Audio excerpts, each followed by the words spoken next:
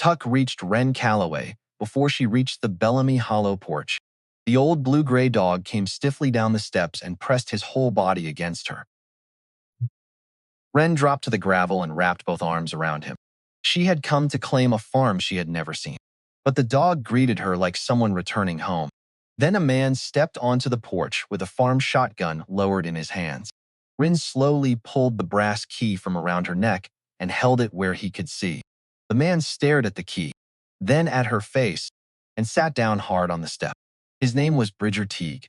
For 6 years, he had kept Bellamy Hollow alive while waiting for Wren to return. Every evening, he and Tuck had walked to the lane expecting her to appear. Bridger had his own reason for staying. Years earlier, Harlan Calloway had taken him in at 16 when he had nowhere safe to go. Harlan gave him shelter, work, and a place to belong, then never asked to be repaid. Bridger had spent the years since passing that kindness forward. Inside, Wren found another contradiction. The house had not been abandoned. It had been preserved. Tuck led her upstairs to a pale green room that looked as though someone had been keeping it ready. Beside an old rocking chair sat a framed photograph. Wren picked it up. Harlan was holding her as a baby. For years, Wren had believed her father had left her almost nothing. Yet here was a farm someone had kept alive for her, a room that had been waiting for her, and a dog that still recognized her. If Harlan Calloway had expected his daughter to come home, why had Wren never known he was waiting? On the morning she turned 18, the only door Wren Calloway had ever called home locked behind her. Not a slam. A slam would have meant anger, and anger would have meant somebody still cared enough to be angry. This was just a click, the sound a woman makes when she is finished with something. The stairwell smelled like somebody else's onions. Somebody 2 floors up was frying something for a family that wanted them. Wren went down the steps because there was nothing else in the world to do. She owned 3 things: a duffel bag with a broken zipper, $19 folded flat in her sock, and a brass key on a leather cord that she had worn at her throat since she was 5 years old. Her father had been dead 6 years. Everybody told her the same story about him. Harlan Calloway worked himself poor and died owing money. Left a stack of bills and not one single thing his girl could hold. So Wren stopped asking. She learned to sleep sitting up in bus stations. She learned to keep her bag looped through both arms. She learned that a calm face gets left alone. For days before the click, Netta had stood in the kitchen with a cigarette she was not supposed to smoke indoors. She had not looked at Wren once while she said it. State stops paying me for you this month. Ash into the sink. Water running. You are grown now. Wren had known it was coming. She had felt it building for half a year the way you feel weather in your knees before the sky changes.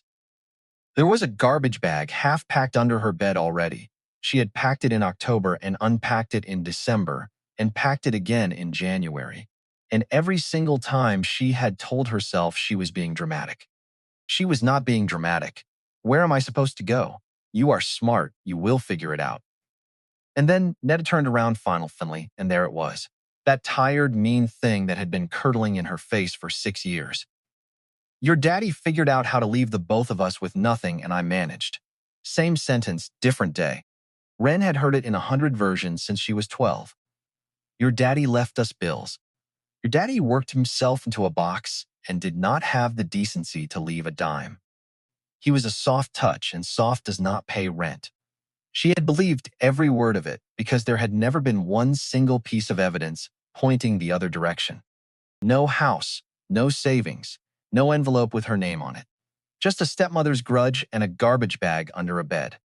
So Wren had built her whole idea of her father out of the only material anybody ever handed her, which was other people's disappointment in him.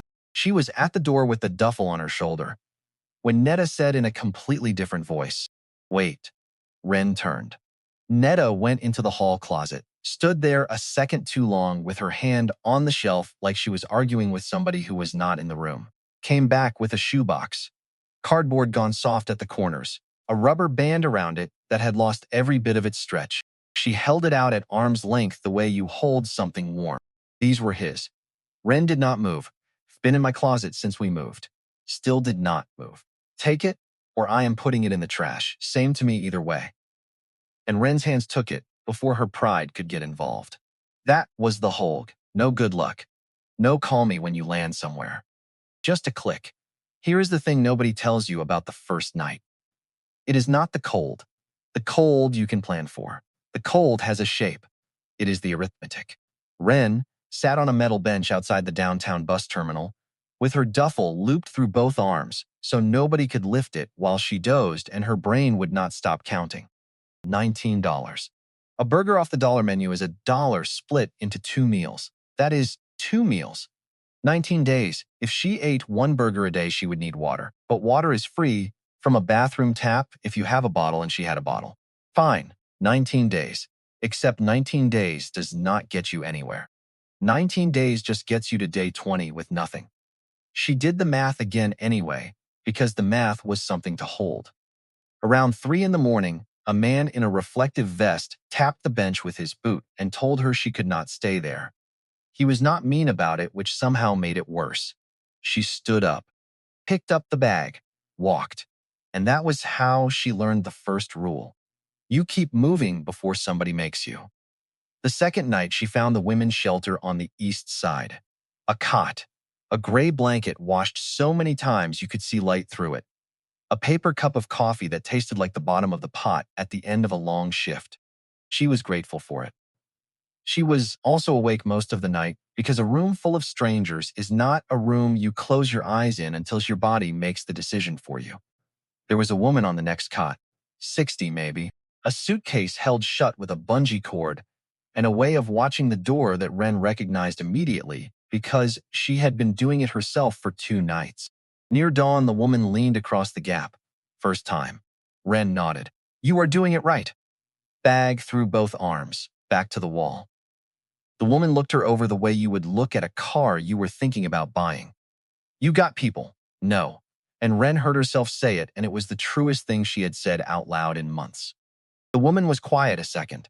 Then she reached into the suitcase and pressed something into Wren's hand. A granola bar, the cheap kind, crushed a little at one end. Eat it slow and hear me. She held Wren's eyes. Whatever put you here, it is not the end of you. Wren's throat closed. People are going to try to tell you it is. Do not you let them? Then she lay back down and went to sleep like it was nothing. Like she had not just handed a stranger the only thing she owned. Held that granola bar a long time before she opened it. It was the first thing anybody had put in her hand without wanting something back in longer than she could remember. She did not open the shoebox for 3 days. She told herself it was because there was nowhere private, which was partly true. But the real reason was simpler and harder. Whatever was in that box was the last of her father, and once she looked there would be no more looking forward to it.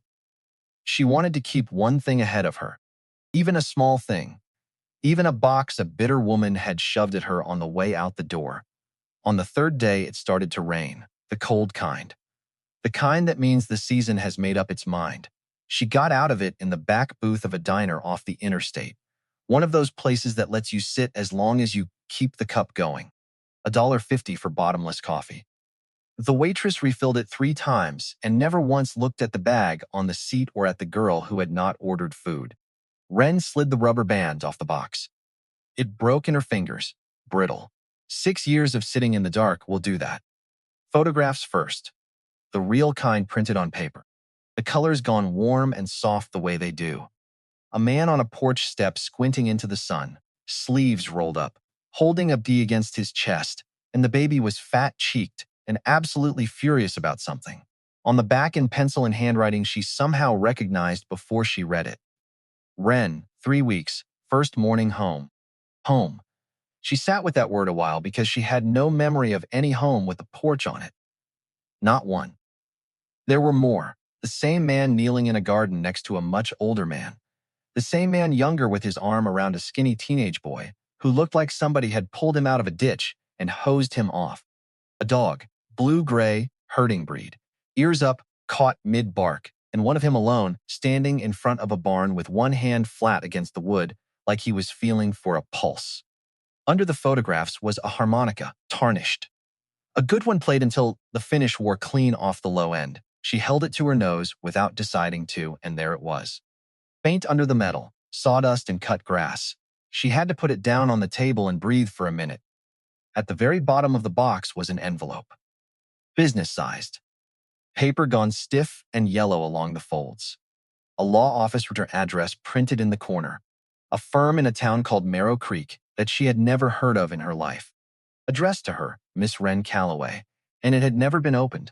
Not slit and resealed, not steamed, never opened. The flap was still gummed down tight along its whole length. The postmark had gone soft, but she could still read the year. 6 years ago, she was 12. Wren set the envelope on the table and put both hands flat on either side of it and just looked at it. Somebody had reached for her when she was 12. Somebody had put her name on an envelope and paid the postage and dropped it in a slot. And that reaching had gone into a closet and stayed there while she grew up in a house where she was not anybody's. Believing there was nothing and no one. 6 years. She counted them on the tabletop with her finger. 12, 13, 14, 15, 16, 17. Every one of those years, this envelope was 11 feet from where she slept. Her hands were not steady when she opened it. 2 pages. The first was formal, typed. She read it twice before the words would hold still. The estate of Harlan Calloway has established a property trust. Miss Wren Calloway is named sole beneficiary. Possession to transfer upon her 18th birthday. The property consists of 140 acres and improvements known locally as Bellamy Hollow, situated outside the town of Marrow Creek. The beneficiary is instructed to present herself at this office with proof of identity, this letter, and any key left in her keeping, at which time the remaining documents and instructions will be released to her. She read 140 acres 4 times. Then she read any key left in her keeping, and her hand went up to her throat all by itself. The second page was not typed. It was pencil. The same careful loops as the writing on the backs of the photographs. Faded but legible. Baby girl. If a stranger is reading this to you, or you are reading it yourself, then you made it to grown, and I am sorry I am not there to see it. I know they will have told you. I left you with a nothing. Let them think it. The nothing is on purpose. What I left you cannot be sold out from under you, or drunk up, or lost at cards, because it is not money. It is a place, and it is the people in it, and it has been waiting on you. Bring the key. You will know the door it opens. I love you more than the whole 140 acres and girl that is saying something, your father. Wren read it 4 times. The waitress came around with the pot, saw her face, set the cup down soft as a whisper, and walked away without a word. Wren did not cry. What she felt was too big and too strange to fit through crying. Because for as long as she could remember, her father had been a failure that other people described to her. A soft man who left debts. A cautionary tale with her last name on it. And here he was in pencil telling her the poverty had been a decision. A thing he built like a fence to keep something safe on the other side of it. She just did not know yet what the fence went around. She laid the photographs out on the table in a row, in the order she guessed they might go. The old man in the garden, the skinny boy under her father's arm, the blue-gray dog, and the furious baby, which was her. Her own jaw came back at her out of that squinting face. Her own frown against the light. All her life she had believed she came from nobody, and here was a whole row of somebody. Then the practical voice started up. The one that had kept her fed and unbothered for 6 years. It is a ruin. He has been gone 6 winters. Whatever is out there is a fallen-down barn and a tax bill and a very long way to go for a heartbreak. Also, think Wren.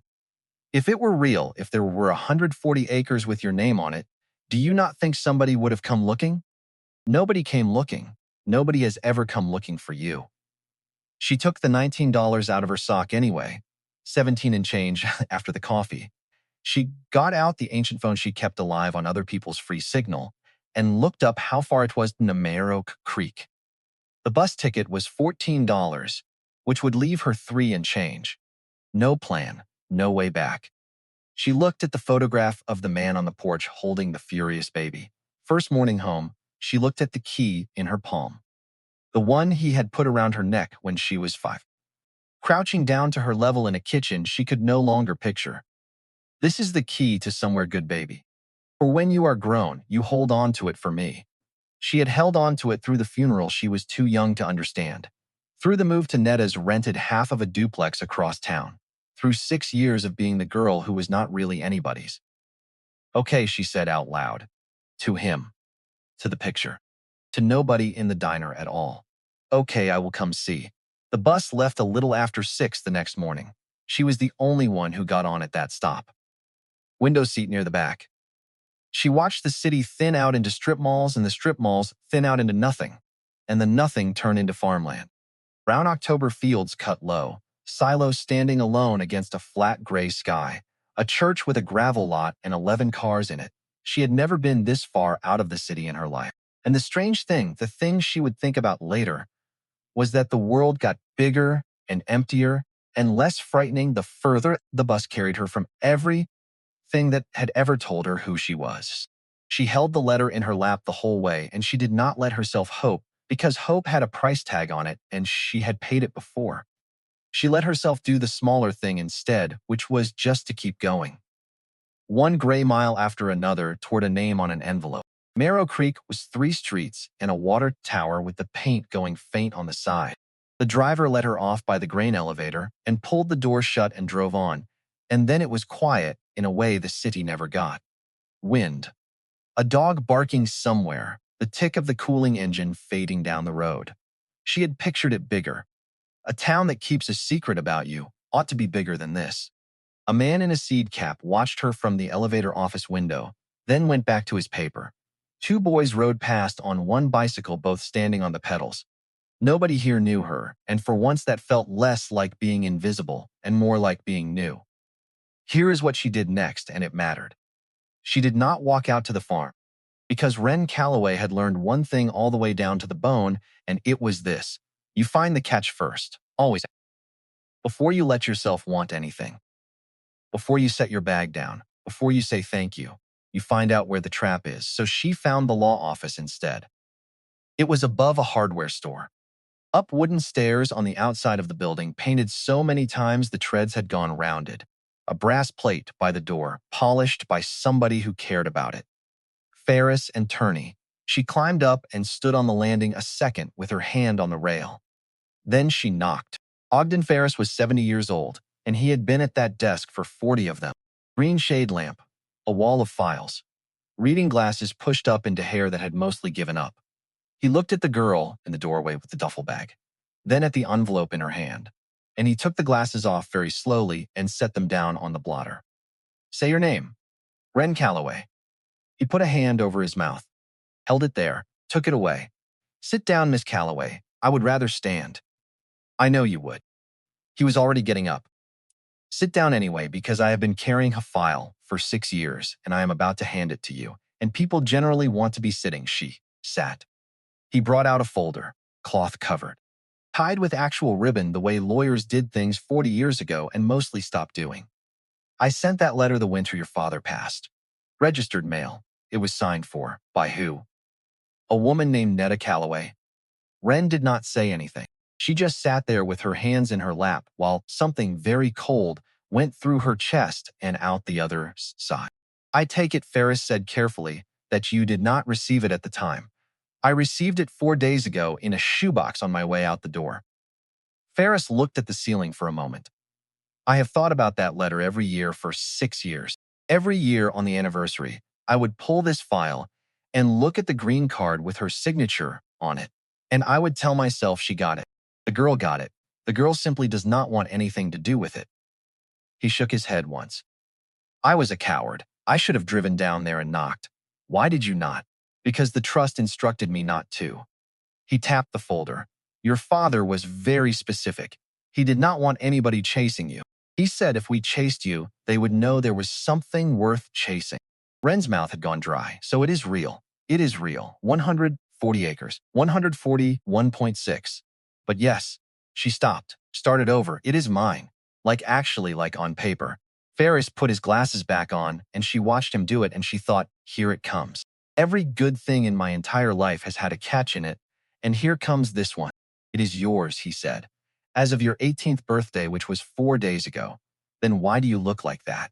Like what? Like a man about to say, however. Ogden Ferris almost smiled. You are his, all right. He untied the ribbon. There are conditions in the trust. There it is, Miss Calloway. No, it is fine. Go ahead. I have been waiting my whole life for somebody to get to the part where it is fine. But do you want to hear them? Or do you want to be right? That shut her up. Because it was a fair question, and because nobody had asked her a fair question in about 6 years. Sorry, do not apologize. Just listen. He turned the folder around and put his finger on a paragraph. The property transfers to you today if you want it, but the trust holds the deed in escrow for a period. During that period, you are required to reside on the property continuously, and you are required to maintain it as a working operation. For how long? 90 days. And if I do not, then the trust dissolves. The property reverts to the estate, and the estate has instructions to liquidate. Wren sat back in the chair. 90 days. Why? Ferris took his time with that one. Longer than she liked. Because your father was dying, he said finally, and he was terrified. Of what? That you would come up that lane at 18 years old with nobody in the world telling you different, and you would look at 140 acres of hard work in a house that needs a roof, and you would sell it in a week to the first man with a checkbook. Take the money. Be broke again in 2 years with nothing to show for it. He said it plainly. He did not soften it. He did not want you to have money, Miss Calloway. He wanted you to have a place, and a place is not a place unless you live in it. Wren's ears were ringing a little. He did not trust me. He never met you grown. That is not an answer. No, Ferris agreed. It is not, but it is the truth. He wrote that clause at a kitchen table, with a needle in his arm, guessing at what an 18-year-old he would never meet might do. He rubbed his eyes. And I will tell you something else since we are being honest. Your father wrote most of this himself. He was not a lawyer. I have spent 6 years admiring how much trouble one man can cause with a pencil and a legal pad. She looked down at her hands. 90 days. She had $3 in change in a duffel bag and no coat worth the name.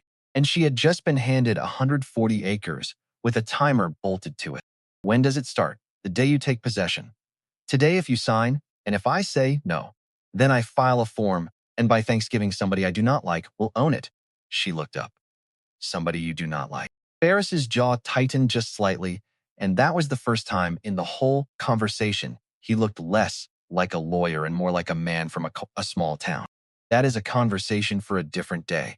He pushed a pen across the desk, and Wren sat there and looked at it. And here is what she was thinking, and it was not noble, and she would be ashamed of it later. She was thinking 90 days is a place to sleep, not a legacy, not a farm, not a father. 90 nights indoors, 90 mornings not doing arithmetic on a bus bench. That is what her brain reached for first, because that is what 6 years of being nobodies does to a person's imagination. She would worry about the rest later. She signed her name. Her handwriting was terrible. She had never had much cause to use it. Ferris took the paper back, blew on it out of a habit 50 years old, and slid a small brown envelope across the desk. One more thing, he left this with instructions to hand it over when you signed, not before. Inside was a second key, newer than hers. Steel, not brass, stamped with a number. What does it open? I do not know. You are a lawyer. I am a lawyer, not a locksmith. He almost smiled again. He said, you would find out. He said you would have to earn the finding out. That was the whole instruction. She turned it over in her fingers, 2 keys now. One she had worn since she was 5, and one she had had for 90 seconds, Mr. Ferris. Is there anything out there, or am I about to walk 5 miles to look at a hole in the ground? The old man took his glasses off again. Miss Calloway, he said, I am going to let that be the last surprise anybody spoils for you. She walked back down the outside stairs into the cold. A man was standing at the bottom. He had not been there when she went up, about 60.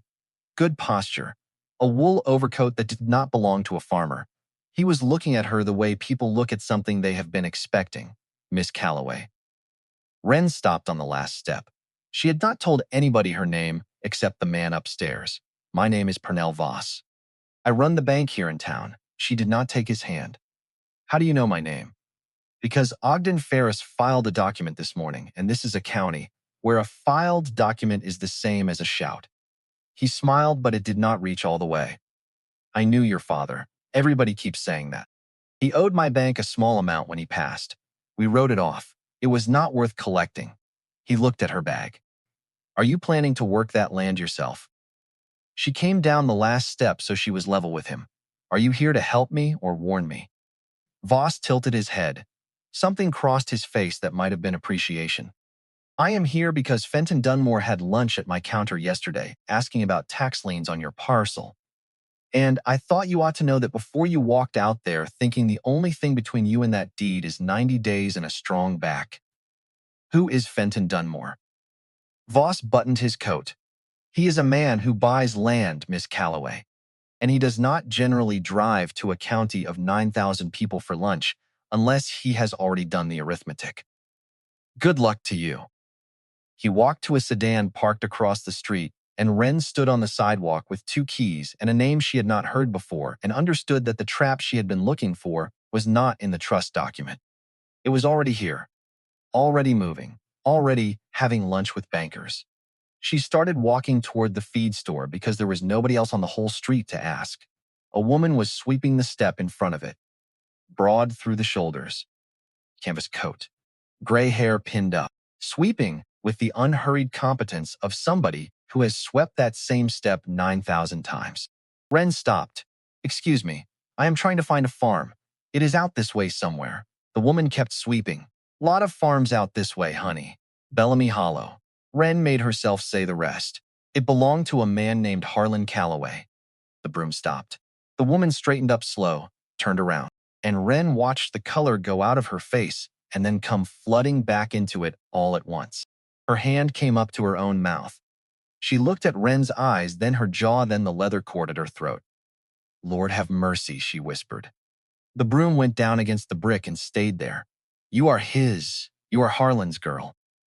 She crossed the sidewalk and took Wren by the shoulders, not hard, just enough to hold her still and look at her. You have got his jaw, her voice broke on it, and his eyes, Lord, you have got his exact eyes. Then she caught herself. Let go. Wiped her face with the heel of her hand and laughed at herself a little. Listen to me, grabbing at a girl on the sidewalk. Come inside. You look half frozen and all the way hungry, and I can fix one of those in about 5 minutes. She picked up the duffel bag before Wren could stop her and carried it in through the door, and Wren followed because there was not one single thing in that woman's back that told her not to. Inside smelled like grain and burlap, and under that bacon. The front of the store was seed packets and work gloves and salt licks. The back was a short counter with 4 stools, a griddle, a coffee pot, and a chalkboard menu with 3 things on it. The woman went behind the counter and turned the griddle on and started cracking eggs before Wren had her jacket off. Sit. Wren sat. Name is Coralie. I run the feed and the food both because nobody in this town can ever make up their mind whether they came in for chicken scratch or a patty melt. She looked up. You are going to tell me your name. Then you are going to eat. Wren. Coralie set the name down somewhere careful. Wren. And then quietly to the griddle. He talked about you. Wren's hand stopped halfway to the coffee. He what? Whole town knew Harlan Calloway had a daughter off in the city named Wren. That is not. She started again. Nobody has ever told me he talked about me. Coralie slid the plate across. Eggs, bacon, toast, running with butter. Somebody is telling you now. Eat that while it is hot. I cannot pay for this. Did I ask you for money? No. Then eat. Wren ate. She tried to go slow. She remembered the woman at the shelter. Eat it slow. But her body took over somewhere around the second bite, and Coralie busied herself with a griddle that did not need attention, so she would not have to watch a hungry girl be hungry. When the plate was clean, Coralie took it away and put a second one down in front of her without a word about it. And that was the whole conversation about whether Wren was going to have more. Then she refilled the coffee and leaned on the counter.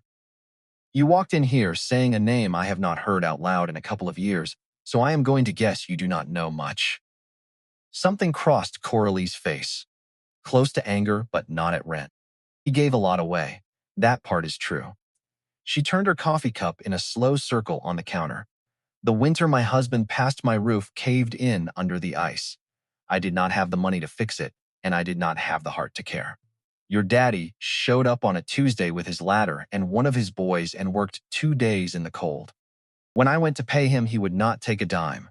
Ate a slice of my pie and told me we were square. She stopped turning the cup. There are a dozen roofs in this county he did that for, and a lot more than roofs. One of his boys, Wren said. Coralie's hand paused on the coffee pot. You said that? One of his boys. I do not have brothers, and there it was. That look. The one Wren had seen twice already today on a lawyer, and now on a woman with a broom. The look of somebody stepping carefully around a hole in the floor. No, Coralie said. You do not. Then what does it mean? It means you have got more family out at that farm than anybody ever told you about. Then tell me, and I am not going to be the one who hands it to you across a lunch counter. Her voice had gone soft, but there was iron under it. Some of it is going to hurt, honey. The good and the hurt come tied together out there. It ought to come from the ones who lived it. Wren sat with that. Then she said the thing she had been holding since the law office, and it came out flatter and colder than she planned. Can I ask you something? Ask. You knew my father. You liked him. This whole town apparently knew he had a daughter named Wren in the city. Coralie went still. So how come in 6 years not one person picked up a phone? The griddle ticked as it cooled. Coralie looked at her hands on the counter for a long moment. That is a fair question, she said. And I have got a bad answer. I will take a bad answer. We thought you did not want us. Wren blinked. The lawyer sent the letter. It got signed for, and when nothing came back, no call, no visit, nothing. The story around here got to be that Harlan's girl had a whole life in the city and no interest in a broken-down farm, and a bunch of strangers who would tell her that her daddy was a saint. She looked up. Bridger never believed it. Not one day. But the rest of us, honey, were just people.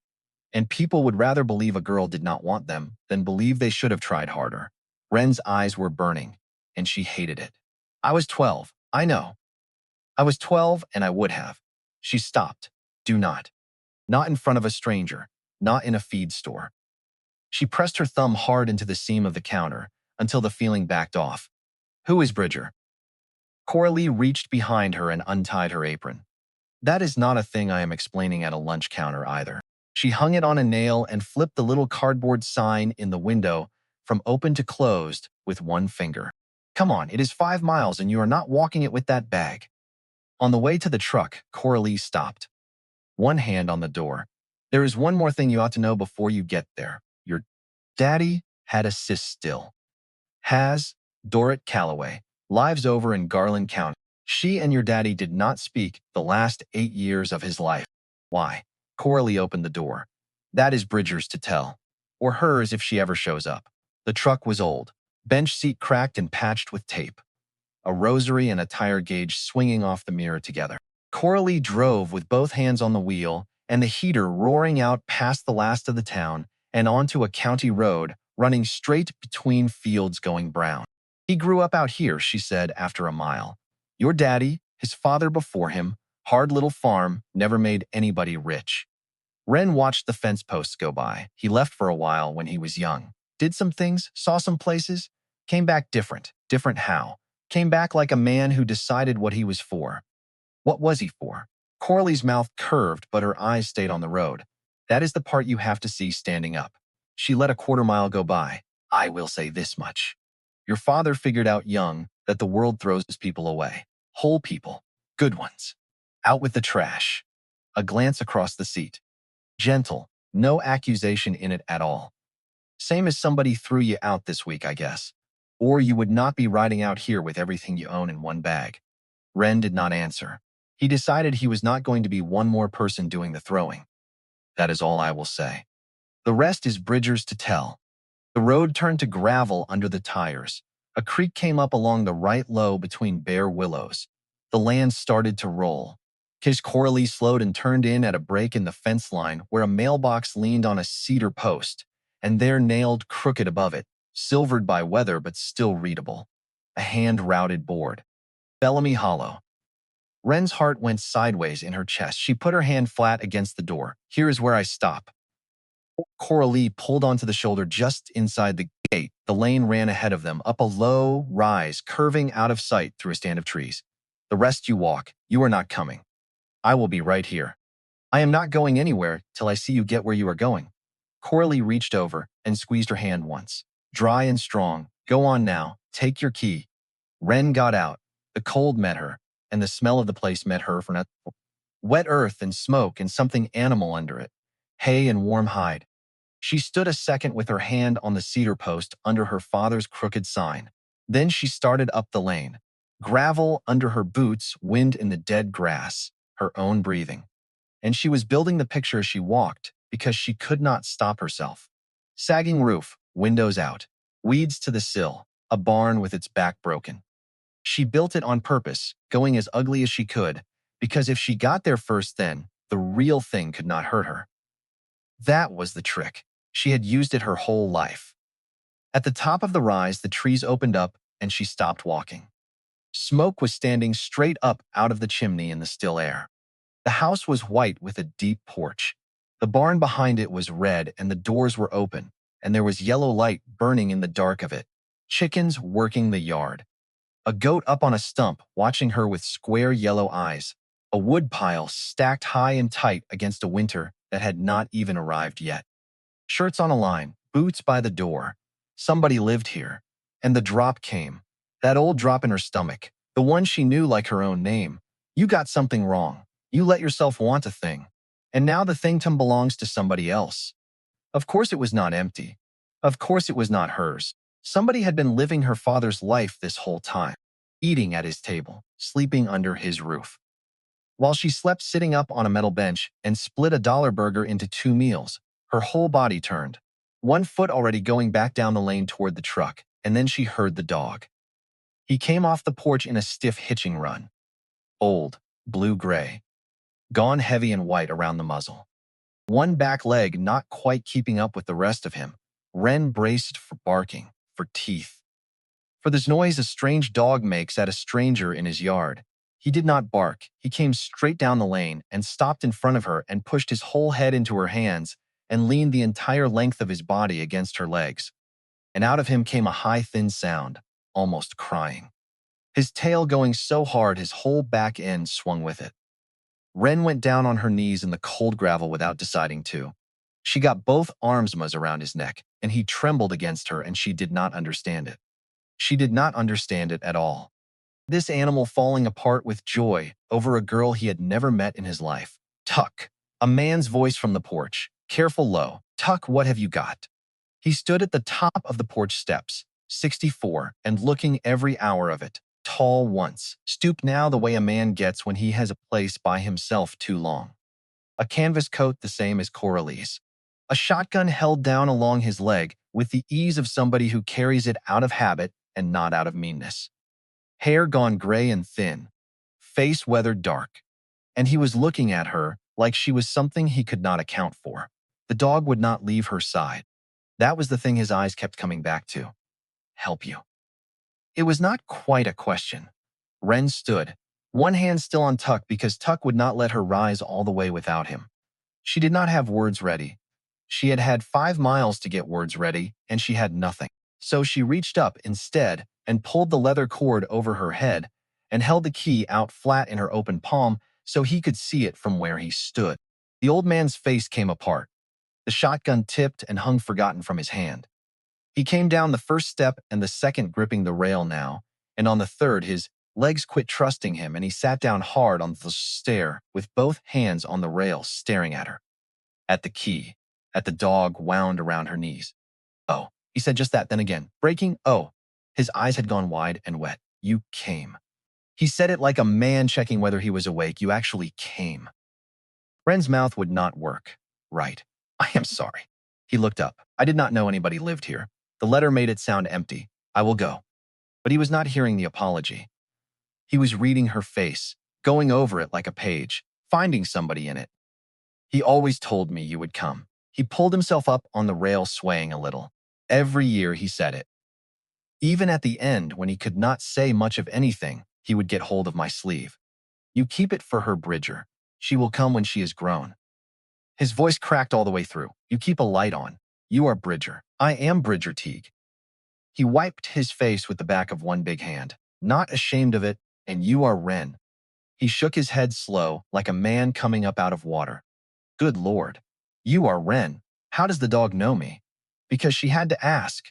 Because it was standing in the middle of everything, and she could not step around it. He does not. Then what is this? She looked down. Tuck's whole body was still going. What is he doing? Bridger let out a breath. Every evening for 6 years, he said. I walked that dog down to the end of the lane. Same time. Right around dusk. He nodded at the gravel behind her, and I would stand there and say the same thing to him out loud like a crazy old man. She is coming, Tuck. Any day now she is coming. Wren's ears started ringing. He does not know you. He never met you.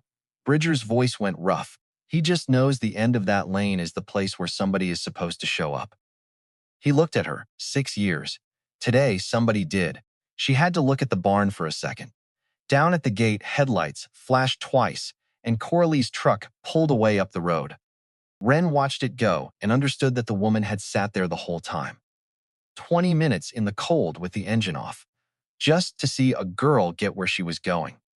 Come inside, Bridger said. I need to tell you something first, and I would rather do it out here. All right. The lawyer says it is mine.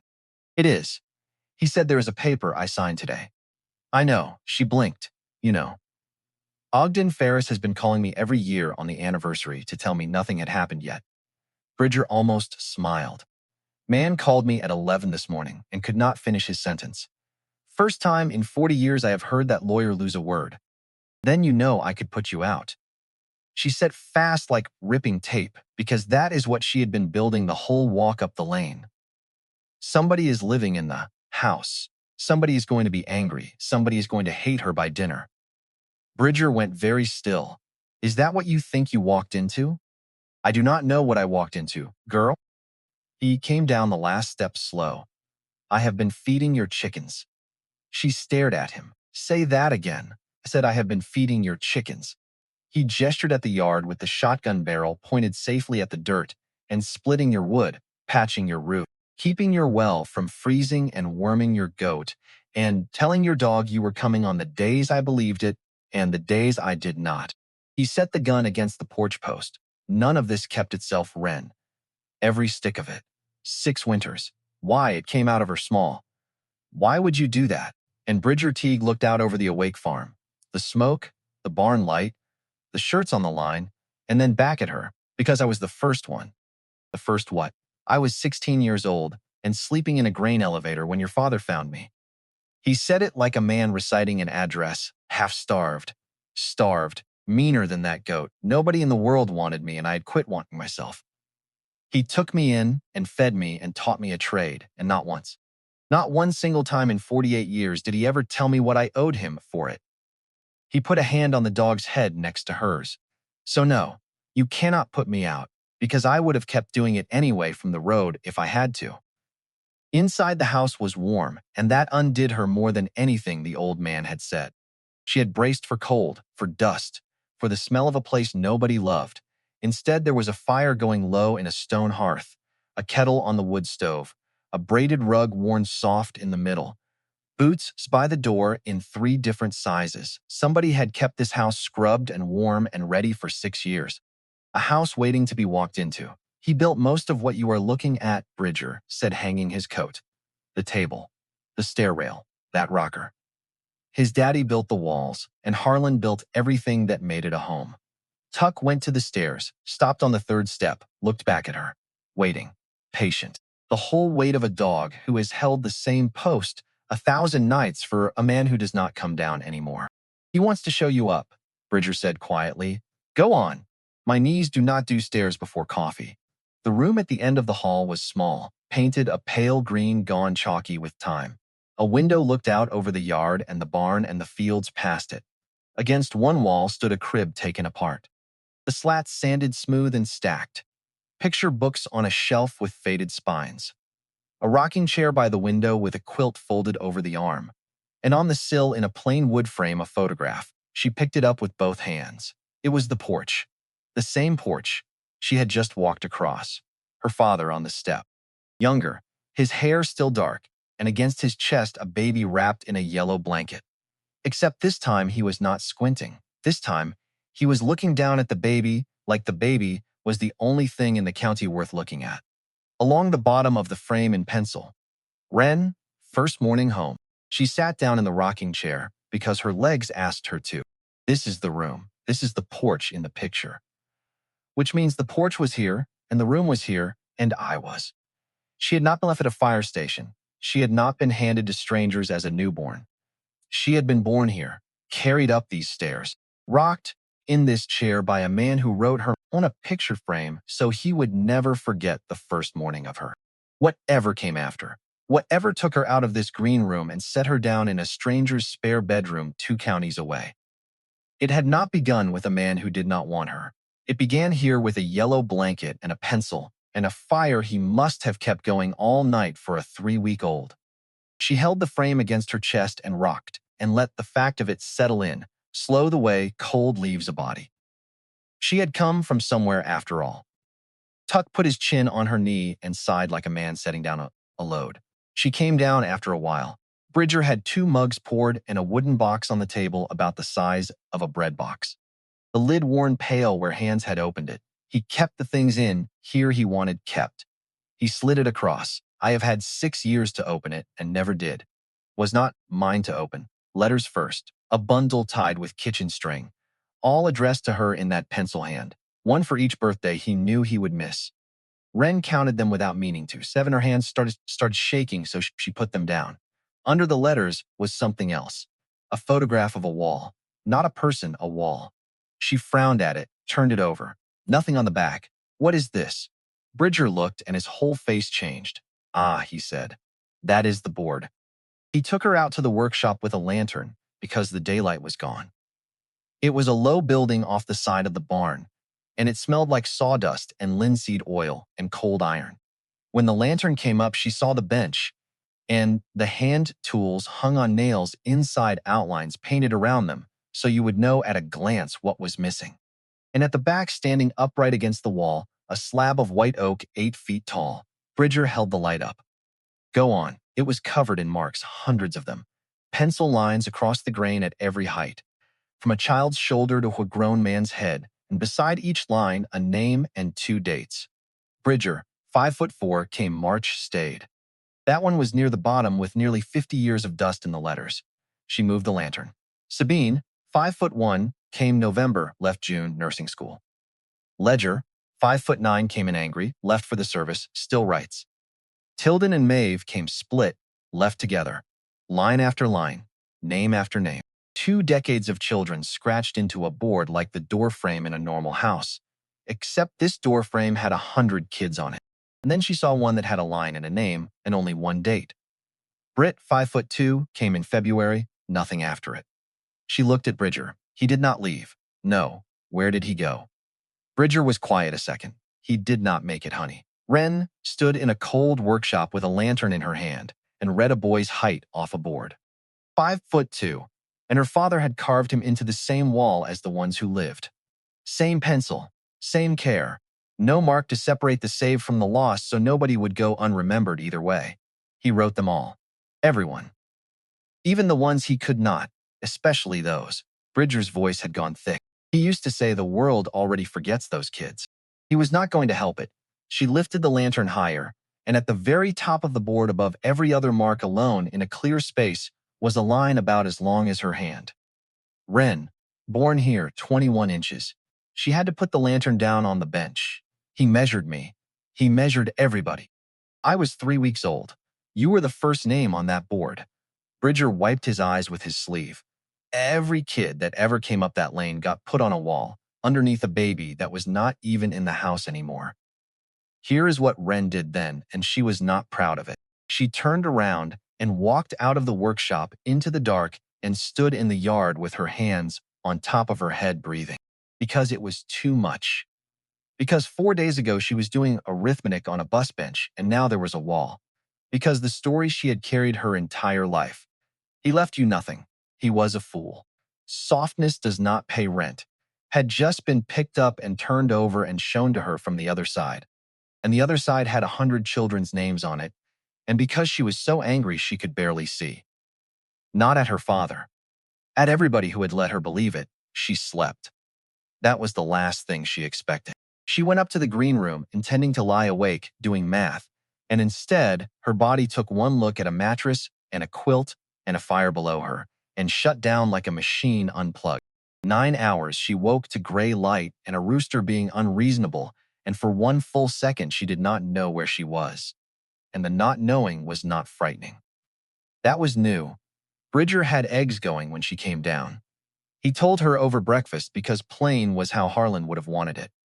There is trouble with the place. She set her fork down. Of course there is. You want it now or after you eat now. You are your father's child. Ferris told you about the 90 days. He did. Did he tell you what 90 days means?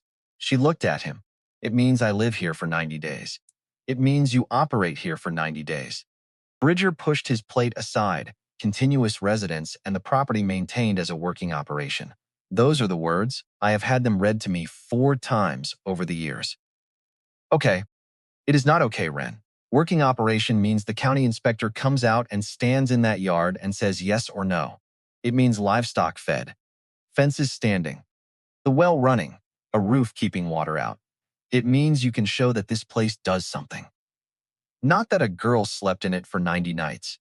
He walked her out and showed her because he was not going to sit at a table and describe it. The fence line along the road, 3/4 of it leaning, gates that would not latch. The north pasture grown up in thistle, 200 feet of gutter hanging off the barn. A hayloft with maybe a third of what it needed for winter. The well pump running rough. A grinding note under the hum. That is a bearing. That is a matter of months. And the roof of the equipment shed which had a blue tarp on it. The tarp was 11 years old. He put that on the spring before he got sick, Bridger said. It was meant to last 3 months. Why did you not fix it? Because I am 64 years old and I am one man. He said it without a scrap of self-pity which somehow made it land twice as hard. And because for 6 years there was no money in it. The trust had a maintenance fund, small one, taxes and feed. He was looking out at the fence. That fund ran out 3 winters ago. Wren went cold, then who has been paying? Bridger did not answer. Bridger, eat your eggs, Bridger. He looked at her, then away. I had a piece of ground, he said, 19 acres east of town. Your daddy helped me buy it when I was 26 because he said a man ought to own something with his name on the paper. Wren could not breathe. I sold it 3 years ago. Paid 4 years of taxes and a new well casing and a load of feed with it. I never told a soul, and I would appreciate it if you would finish your breakfast. Where do you live? He gestured at the ceiling. Room over the workshop. It has got a stove. Bridger, that is. Do not. That is your. Do not, Wren. His voice came up, and it was the first hard thing he had said to her. Do not you make it into a sad story? It was not. It was arithmetic. He stood and took his plate to the sink. A man carried me out of a grain elevator when I was 16, and nobody on God's earth wanted me. 19 acres. He turned the tap on. That is a cheap price, girl. That is the cheapest thing I ever bought. She sat there and she found underneath the panic something she did not expect. Steadiness. Because she had spent her whole life being handed the hard part with none of the good every time. And at least this, the tarp and the thistle and the 90 days and a 64-year-old man sleeping over a workshop. At least this came honest. At least this came with a green room and a fire and a wall with her name at the top of it. Show me the garden, she said. Bridger blinked. The what? The garden. In the photograph, he is kneeling in a garden. She stood up. If I am going to fight for this place, I need to know what is here and what it needs. I can grow things. She stopped, surprised at herself. I do not know how I know that, but my hands know it. Something's crossed the old man's face that took her a second to name because she had never had it aimed at her before. It was respect. Now you sound like him, he said quietly. God help us both. He got his coat. He planted a row of apple trees the year you were born. People teased him for it, planting trees that take years to come on. Him with his health already turning, he held the door. He said the trees were not for him. They got 12 days of good work in. 12 days where Wren Calloway learned what her own hands could do. She learned to stretch woven wire and drive a staple without splitting a post. She learned that cedar lasts and pine does not, and that you can tell them apart in the dark by the sound the hammer makes.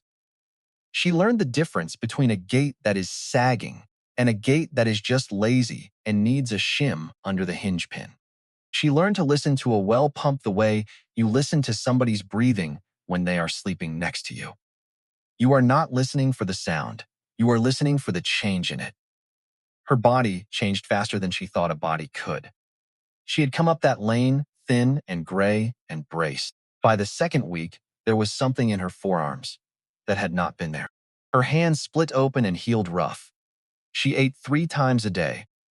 She slept 9 hours a night in the green room, and she caught herself on the 6th morning, standing in the yard, with a bucket in each hand, whistling. She stopped immediately, and then she could not remember why she had stopped, which bothered her more than the whistling. On day 12, a car came up the lane. Not a truck, a car. Clean. Tuck lifted his head off the porch boards and growled low, and Bridger set down the wire stretcher and said one word, Dunmore. The man who got out was maybe 50 in a good coat. And the first thing Wren noticed was that he was not in a hurry. The second thing was that he closed the car door softly, like he had been raised right, and that made her trust him less because a man who closes a door that softly in a gravel yard has practiced it. Bridger. Royce, you are looking well. I am looking 64, he turned. And you are Miss Calloway. How do you know that? Because Ogden Ferris filed a document 12 days ago, and this is a county of 9,000 people. He asked if he could sit on the porch, and Bridger said no. So he sat on the step instead, which was somehow worse because it put him below them. And a man who chooses the low ground, on purpose, is a man who has done this many times. He did not open with money. Wren noticed that too. I knew your father a little. Everybody keeps saying that. He did not like me. Why not? Because I buy land. Fenton Dunmore looked out at the fence. 9 parcels in this valley under contract. Yours is the piece in the middle. It is not for sale, I know. Then why are you here? Because I have done this for 20 years, and I have learned to say the number out loud one time so that nobody spends the rest of their life wondering. He took an envelope out of his coat and set it on the step. He did not push it toward her. He just set it down. $110,000.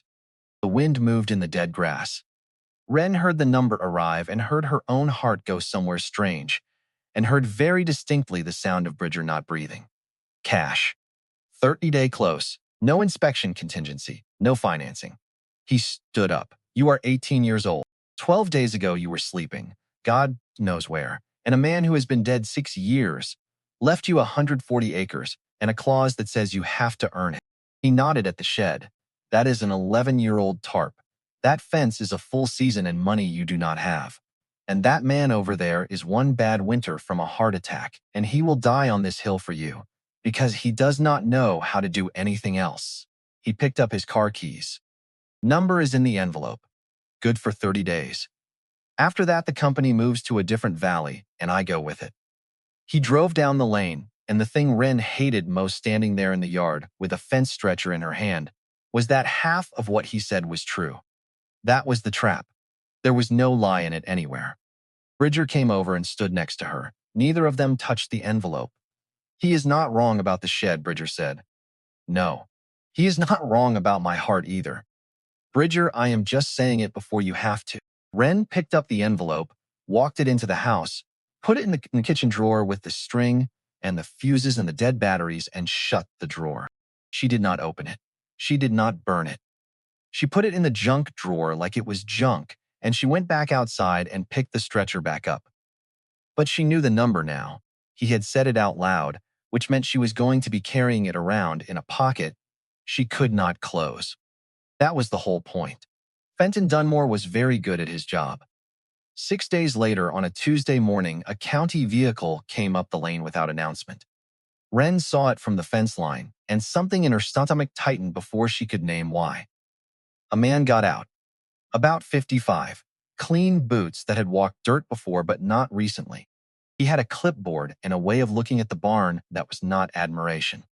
Merritt Gale, County Inspector. He did not shake her hand. He walked the property for 40 minutes taking notes on everything Wren had not yet fixed. The pump with its grinding note, the tarp on the equipment shed, 2 sections of fence still leaning, the gutter hanging off the barn. He wrote slowly and thoroughly, and Wren followed him without speaking, because she understood that anything she said would become part of whatever he was building on that clipboard. At the end, he stood by his vehicle and looked at her. Miss Calloway. This, is a preliminary walkthrough, not a final inspection. She waited. The final inspection is pass or fail. There is no curve. Who requested this? Nobody requested it. It is routine. But the way he said routine did not sound routine. It sounded like a word that had been placed there carefully, the way you place a stone on top of a letter so it does not blow away. He drove off. Bridger came down from the barn and stood beside her watching the dust settle on the county road. Gail plays cards with Dunmore, he said. Every Thursday. Has for 10 years. Wren looked at him. So the man who wants to buy my land and the man who decides if I get to keep it sit across a table from each other once a week. Bridger picked up a fence post and set it in a hole. That is the shape of things out here, girl. Always has been. Then we work faster. They worked faster, but faster was not fast enough for what came next. Day 24. Wren would remember the number for the rest of her life. The storm came out of the southwest at 2 in the morning, with no warning worth the name, and the sound that woke her was not thunder. It was a long, tearing shriek of metal giving up, and then a boom that went through the floorboards and into her spine. She was down the stairs in bare feet. Bridger was already in the kitchen with a flashlight and his boots on the wrong feet. Barn, he said. They ran into it sideways, rain going horizontal, and Wren got maybe 40 feet before she saw it in the flashlight beam. 2/3 of the barn roof peeled back off the rafters like the lid off a can. The sheets of it out in the pasture wrapped around fence posts and folded over the water trough. Inside in the open dark, the hay, 60 bales getting rained on. The tarps. There are 4 tarps and they are the size of a bed sheet. Then Wren. We move the hay. Bridger, we move it into. Wren, look at me. She stopped. Rain running down her face, the flashlight shaking in her hand. We cannot move 60 bales in a storm in the dark. He said it, and she hated him for saying it, and she hated that he was right. It is gone. Say it with me so you can stop trying. Do not say it. Do not tell me to say it. They got 12 bales into the workshop. 12. They worked until 4 in the morning and saved 12 bales of hay, and Wren's palms bled through her gloves, and Bridger had to sit down twice with a hand on his chest. And she watched him do it and said nothing, because saying something would have meant stopping, and stopping would have meant thinking, and thinking was not something she could afford at 4 in the morning with blood in her gloves. At 5, the rain quit, just like that, like somebody turning off a faucet, and the light came up gray on what was left. The barn roof gone, the hay, 48 bales ruined the entire winter feed. $1,100 they did not have. The well pump. It had been grinding for a month, and it picked that night to seize because the world has a sense of timing that borders on cruelty. No water in the house, no water to the troughs, and the orchard. The orchard her father planted the year she was born. 4 trees down, snapped off at chest height, roots still in the ground. The tops of them lying in the wet grass with the fruit still on the branches. Wren walked out there at dawn by herself. She stood in front of the broken trees a long time. Then she sat down in the mud next to one of them and put her hand flat on the split trunk right on the raw white wood where the life of the tree was still showing. The money is gone. Every dollar from the apples and the eggs and the fence work goes into a roof now. And there is no roof money. So there is no roof. So there is no operation. So there is no inspection. So there is no 66 days. She pressed the heel of her hand against her eye. He asked me why I would keep it. Dunmore asked me why, and I stood there in the yard, and I could not answer the man. $110,000 is in a drawer with the dead batteries, and I am sitting in the mud holding a dead tree. Bridger found her out there an hour later. He did not say anything about the trees. He did not say anything about the roof. He handed her a cup of coffee made with rain barrel water and lowered himself onto an overturned bucket beside her. One hand going to his chest and coming away they sat.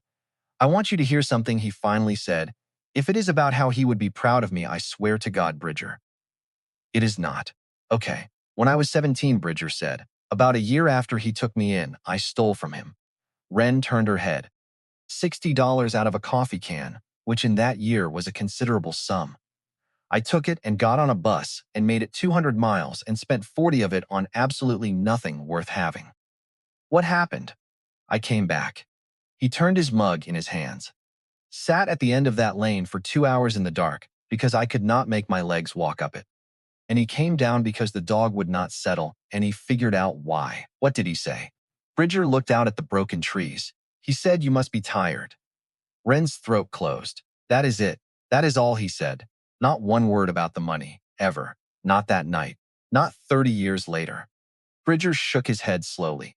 "I asked him about it once when I was grown. Asked him why he never made me pay it back. And he said, 'Bridger, if you owed me, you would never be free. And I did not take you in to make a man who owed me. The debt only runs forward, never back. You do not pay me. You pay the next one.'" He looked at her. "Wren, I do not know how to get a roof on that barn. I know. I have got $19.60. I know that too, so what do I do?" And the old man drank his coffee and looked at the wreckage of a farm that two people could not possibly save. "Well," he said, "there are about 40 of them out there." 40 of what? Names. He nodded back toward the workshop, toward the board on that wall. 40, some still living. Best I know. Nurses and welders and a school teacher and a fellow who runs a garage 2 towns over. Wren stared at him. "You want me to call strangers? They are not strangers, girl. They are your family. You just have not met the rest of yourself yet." He stood up slow, one hand on his chest. "Go get Coralie on the phone." That night, Wren sat at the kitchen table with Dunn's envelope in front of her. She had pulled it from the junk drawer after Bridger went to bed. She sat there a long time looking at it. Then she opened it. The paper inside was crisp and professional, and the number was printed in a font designed to look calm and inevitable. $110,000. She did the math. Enough for a deposit on an apartment. Enough for a community college semester.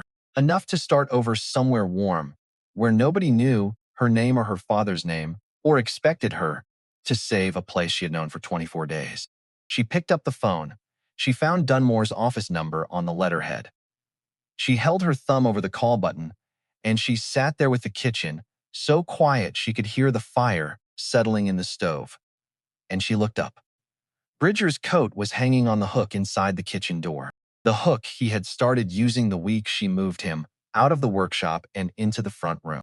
Next to it, 3 pairs of boots by the door.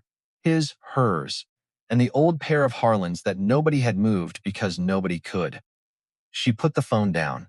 She folded the paper back into the envelope and put the envelope back in the drawer and closed it. Not because she was brave, because she could not figure out how to dial a number and then walk into that front room in the morning and look at a 64-year-old man who had sold his own ground for her and tell him she had called the man who wanted to pave it. Wren Calloway had never asked a stranger for anything in her life. Not once. Not for a ride. Not for $1. Not for a place to sit down. For days on the street, she never once put her hand out, because putting your hand out means somebody gets to decide what you are worth, and she had made a rule about that when she was 9 years old. Now she was standing in a feed store with a phone list in front of her. 41 names written on the back of a seed catalog in handwriting that leaned hard to the right. "First one is the worst," Coralie said. "That is not true." "No," Coralie admitted. "The first 6 are the worst. Then it gets easier." She dialed. Somebody picked up on the 4th ring. "Hello?" And Wren's whole throat locked up. "Say something." "Hi, hello. My name is Wren Calloway, and you do not. You do not know me, but I think you knew my father." "Say that name again." "Wren. Harlan Calloway was my." There was a sound on the other end. A chair. "Maybe something set down too hard. Where are you?" "I am at the feed store. I am at Coralie's. Do not move." Click. Wren looked at the phone in her hand. "She hung up on me." Coralie. "She hung up on me," I heard. "So that is a no, right? That is clearly a." The bell over the door went off. The woman standing in it was near 40 in scrubs under a jacket. Dark hair pulled back. She had driven from the hospital in Redwater in 19 minutes on a road that takes 28. She looked at Wren and stood in the doorway. In that way Wren had seen in Coralie. Not recognition of a face exactly. Something else. Something about the way Wren was standing in the frame of the door with one hand on the counter and her weight on one foot, like she was not sure she was allowed to be there yet. "Oh," she said.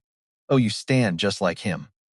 Your daddy used to lean in a doorway exactly that way, like he was asking the room permission." She was already crossing the floor. "Sabine."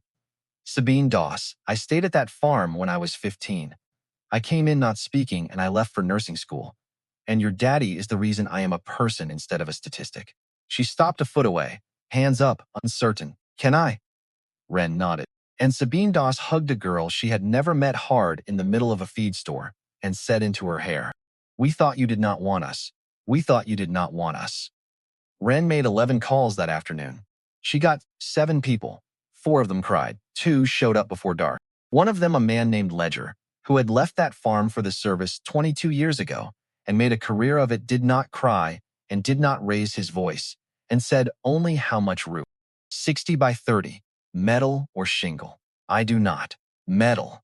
It is a barn. Give me till Thursday. And hung up. By Sunday, there were 19 vehicles in the yard. Wren stood on the porch and watched trucks come up her father's lane and did not know what to do with her own hands. Sabine called everybody, Coralie said, appearing at her elbow with a coffee urn. And then everybody called everybody. Ledger ran the roof. He came Thursday with a flatbed of galvanized sheeting bought at cost from a supplier who owed him a favor, and he ran that job the way a man runs a job when he has 2 decades organizing people who did not want to be organized. Tilden and Maeve, the brother and sister, from the board, the ones who came split and left together, showed up with a trailer of tools, a compressor, and a portable welder, because they ran a garage 2 towns over now and had for 11 years. Maeve took one look at the seized well pump, said, "Oh, honey, no," and had it out of the casing in 40 minutes. A school teacher named Jessamine brought her entire 9th grade class out on a Saturday to pick what the storm had left in the orchard. Somebody's wife showed up with 9 casseroles. Somebody's husband showed up with a chainsaw and cleared the 4 broken trees before Wren could ask him not to. She found him standing over the last stump. "You did not have to. Ma'am, he was 60 if he was a day. I slept in that barn one winter when I was 17. Rain on a roof that was mine." He looked up. "I have never in my life forgot the sound of it." He went back to work. Wren was at the fence line driving staples when Sabine came and sat on a fence post beside her.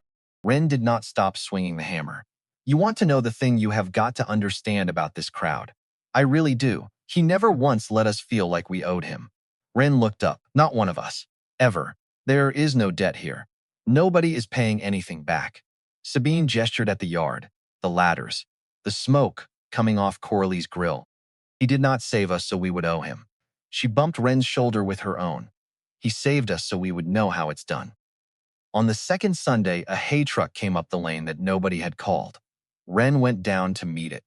"I think you have got the wrong place." The driver checked his clipboard. "Bellamy Hollow." "Yes, but I did not. 60 square bales. Timothy orchard mix. Paid for. Paid by who?" He looked at the sheet, says cash, says no name.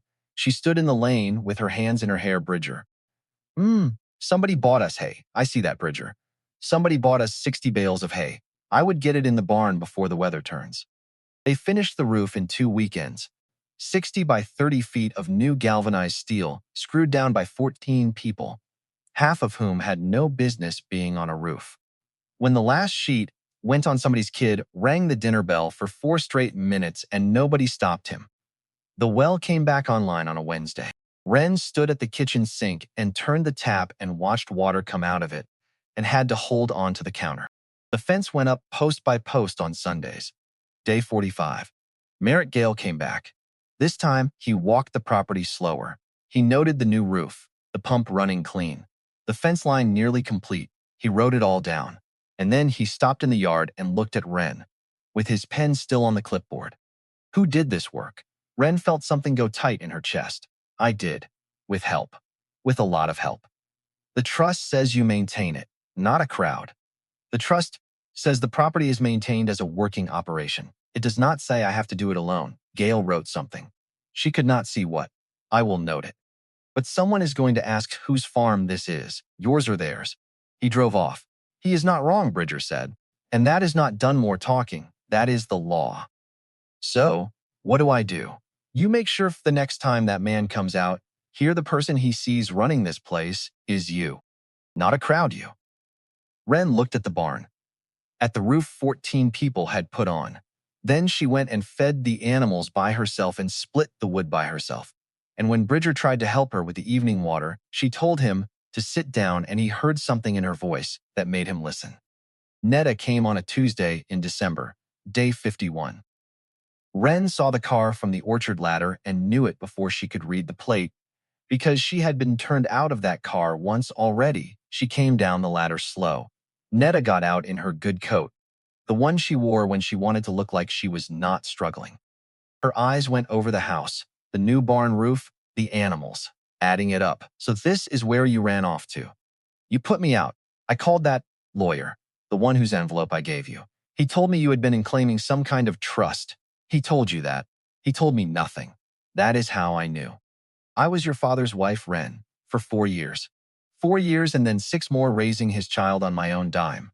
The state paid you. The state paid me $260 a month. And I want you to think real hard about what that buys. Wren felt the old flinch come up. Do not argue. Do not push.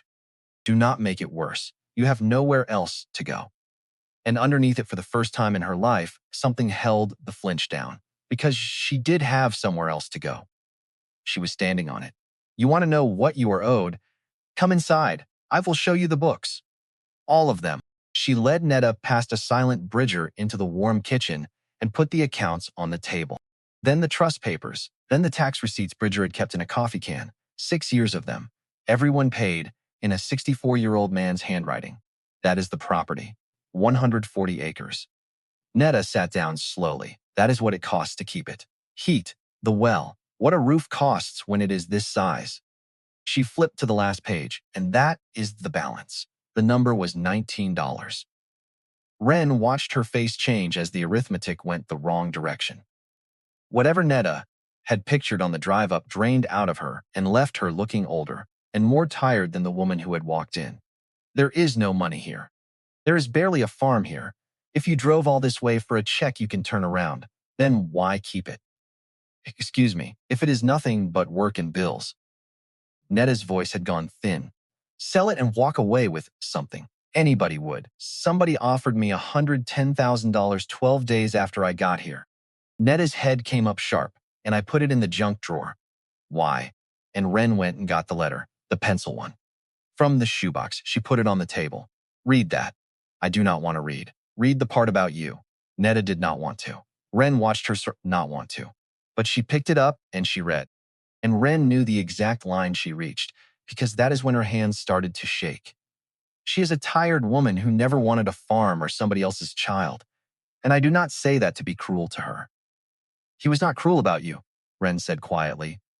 In the one letter where he had every right to be. He was not. Netta's mouth was moving with nothing coming out. He just said you were tired. Wren sat down across from her. Were you tired, Netta? Is that what it was? For a long moment, Netta said nothing. Her jaw was working the clench that always came before something hard. And then instead, her face came apart. The hard face. The one Wren had watched across 100 kitchen tables. And it was so much worse to see it break than it had ever been to be yelled at by it. I kept his letter. I know. 6 years in my closet. She pressed the heel of her hand against her mouth, took it away. I told myself it was debt, that I was protecting you from more of his mess. She looked up. That is a lie. I knew it was something. I could feel it was something. Her voice was going, and I could not stand it. I could not stand that he found a way to love you from the grave when I could not manage it alive with you, right there in my house, needing it every day. She was crying now and not wiping it. I looked at that envelope every time I reached for a coat, and I hated him for being a better parent dead than I was breathing. She put both hands flat on the table, so I hid it. I hid a little girl's letter in a shoebox because I was jealous of a dead man. There, that is what I owe. That is the whole of what I am. The kitchen was very quiet. Bridger had come in from the other room and was standing against the wall, not moving, and Wren sat there and discovered some she had not expected. She had waited her entire life for Netta to be sorry. She had imagined it 1,000 times in 100 beds. She had assumed it would feel like winning. It did not. It felt like watching somebody finally set down. Something they had carried so long, their whole body had shaped itself around the weight of it. I do not have anything for you, Netta said, standing gathering her coat. That is the joke of it. I came here for money and there is not any. She got to the door, and I do not even want it now. Not after seeing your face doing that thing his face did. She stopped, did not turn around. Get some meat on you, she said. You always did forget to eat when you were scared. And then she was gone. Wren stood at the window until the car was out of sight, and the yard felt different with her gone. Not lighter exactly, clearer, like a window somebody had finally opened after years of painting it shut. 4 days later, a car Wren did not recognize came up the lane. Not a truck, not a county vehicle, a sedan 20 years old and carefully maintained. Tuck did not growl. He lifted his head and watched, and that was all. A woman got out. About 75. Tall, straight-backed in a way that had nothing to do with comfort and everything to do with will. She stood by the car and looked at the house and the barn and the yard with an expression Wren could not read because it was not one thing. It was several things fighting for the same face. Bridger came out of the barn. He saw the woman and stopped walking, and Wren saw something she had never seen on that man's face before. It was not anger. It was not surprise. It was the look of a man who has been waiting for a storm he hoped would miss him. Dorrit, he said.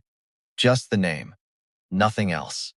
The woman looked at him, Bridger, then at Wren, and her eyes did the same thing every pair of eyes in this county did when they found her.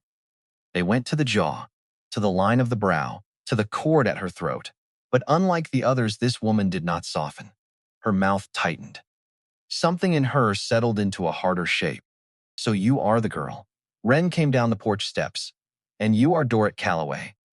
I came to see what my brother left and who he left it to. She did not wait for an invitation. She walked the property the way Merritt Gale had walked it. Slowly, deliberately, noting everything. But where Gale had been assessing a farm, this woman was assessing something else. She was measuring what had been taken from her. She came back to the kitchen and sat at the table and folded her hands. Did Ferris tell you about the original will? Wren looked at Bridger. Bridger looked at the floor. Before the trust, Dorrit said. Before any of this. Harlan's will left this farm to me. I was his next of kin. His sister, 40 years. Then you were born and he changed everything. Put it in a trust. I could not touch. She said it the way you read. A receipt for something that was taken from you a long time ago. Are you here to contest it? Dorrit looked at her. I am here to find out if you are worth what it cost me. She stood and left without another word. Wren watched her go and felt something she had not felt before in this kitchen. The sense that her father had left damage behind him, that the fence he had built to protect her had cut somebody else off from something they had a right to. That night, Bridger sat at the kitchen table with his hands around a mug and the weight of the day pressing his shoulders down in a way the years alone had not managed. She is not wrong, he said, and there is more you need to hear, he told her. When Wren was 4 years old, Harlan was sicker than anyone knew. Sicker sooner. Dorrit had gone to the county, filed a report, said her brother could not care for a child. She thought she was helping. She thought the county would place Wren with her. Instead, the county placed Wren in the system, and Harlan fought it and lost because he was too weak to win. And Dorrit offered to take her, and Harlan refused. Refused to sign the papers that would have let his own sister raise his daughter. Why? Bridger set the mug down. Because he did not believe Dorrit would keep the farm. He thought she would sell it, take Wren to the city, and everything he had built for 20 years, every child who might still need that kitchen, that board, that lane would be gone. So he let his daughter go into the system, and he wrote the trust. He chose the farm over me being raised. Bridger did not look away from that. He did not try to soften it. He chose what he thought would outlast him. Wren sat with it. That is not the same thing. He chose the farm over me. It is and it is not. Depends on what you think he was protecting. Wren stood up from the table and walked out to the orchard. She found the loppers hanging on the fence and she started cutting, pruning the dead wood off the remaining trees with a force that had nothing to do with horticulture. Bridger followed her out and watched her for a few minutes. You are going to kill that tree. I do not care right now. I know you do not. But the tree did not do anything. She stopped. The loppers were shaking in her hands. He was not perfect, Bridger. No. He was a man who made a decision in a bed he could not get out of, and he made it wrong, and he made it right at the same time. and that is the hardest thing there is. She put the loppers down. She did not go back inside for a long time. And when she did not look at the photograph on the mantel because she was not ready to see his face yet. Not the way she had been seeing it. She needed a new way to see him first, and she did not have one yet. Day 61. Ogden Ferris called at 8 in the morning and asked her to come to the office. Something in the old man's voice made her put her boots on without finishing her coffee. He had the cloth folder open on the blotter. The county inspector came out yesterday. He what? Nobody told me. He is not required to. It is a walkthrough, not an appointment. Ferris took his glasses off. He was satisfied with the operation. Roof, water, fence, livestock. He signed off. Wren's whole body went loose. Then we. There is a second signature. She stopped. A what? Section 4. He turned the page around. The inspector attests to physical condition. But your father added a provision that the residency be attested by a party with prior established residence on the property. Somebody who lived there. Somebody who can say in writing that this is a working home and not a girl camping out for 90 days to collect a deed. Okay, that is fine. That is Bridger. Bridger has lived there 48. It cannot be Bridger. Why? Because Bridger Teague is named in the trust as its custodian, and he will receive a life tenancy under it. He is an interested party. His attestation is worth nothing in front of a judge. Then who? Anybody who lived at Bellamy Hollow as a minor in your father's care with documentation. County placement records, something a judge can hold. Sabine was informal. Half of them were informal. Miss Calloway, that is how he did it. He did not wait for paperwork. He just drove out and went and got them. Ferris turned the folder around. There were 4 names on the page. 4 out of a wall with 100 marks on it. 2 of them had a date beside them in Ferris's careful hand. Deceased. The third had a line through it and the words no known address 12 years. And the fourth was circled. Cade Kesh. I have never heard it. It is not on the board. Ferris was quiet. Mr. Ferris. It is not on the board. I know it is not. Why is it not on the board? The old lawyer put his glasses back on very slowly. Because he asked your father to plane it off. She drove 90 minutes with Sabine because Sabine would not let her go alone. Redwater. A shop on the industrial road with a hand-lettered sign that said Kesh Cabinet and Millwork, and a man of about 45 in the open bay, with sawdust in his forearm hair running a jointer. He shut it off when he saw them. He looked at Wren for about 2 seconds, and then he said no. You do not know what jaw, Miss Calloway. You have got his exact jaw, and I have been waiting 6 years for somebody with that jaw to walk in here, and the answer is no. He turned back to the machine. Wait, I am working. Please. That word stopped him, not the argument, the word. He stood with his back to her, a hand on the fence of the jointer. I do not sign anything with his name on it. Not for money, not for you, not for a judge. Why? Because I left. So did everybody. Sabine left. Ledger left. That is what the place was for. They left out. He turned around. I left away. There is a difference, and you are too young to know it yet. Sabine stepped forward. Cade, his face changed a little. Nettie, you were 17. I know how old I was. You said things a 17-year-old says, I said. Cade Kesh said. I said he collected us. I said he was a man who needed broken kids around him to feel like somebody. I said it in that kitchen with 9 people at the table, and then I put my bag in a truck and I never went back. He looked at Wren, and then he died, and I never. He stopped, turned around, turned the jointer back on. She came back the next day by herself. He was in the bay, and he saw her and did not shut the machine off this time. So she stood there and waited 22 minutes in the cold until the board was done, and he had to turn it off to measure. You are stubborn. I have been told. That is not a compliment coming from me. It was not from him either. She held up a folder. Can I show you one thing, and then I will go? You will go anyway. Yeah, but this way you get to say no twice, and I hear that is satisfying. Cade Kesh looked at her for a second, and something at the corner of his mouth moved on. Barely. You are a real piece of work. I have been told that too. She did not show him a letter. She thought about it the whole drive. She had 7 of them in a bundle, and any one of them would have worked like a lever, and she decided somewhere around the county line that a lever was the wrong tool. So she showed him a photograph, the board. 8 feet of white oak. He took it without meaning to. She saw his hand go out on its own. That is the wall. That is the wall. He kept it. It is still standing in the workshop. Bridger oils it twice a year. Cade's thumb moved across the picture, then stopped. There is a spot, he said.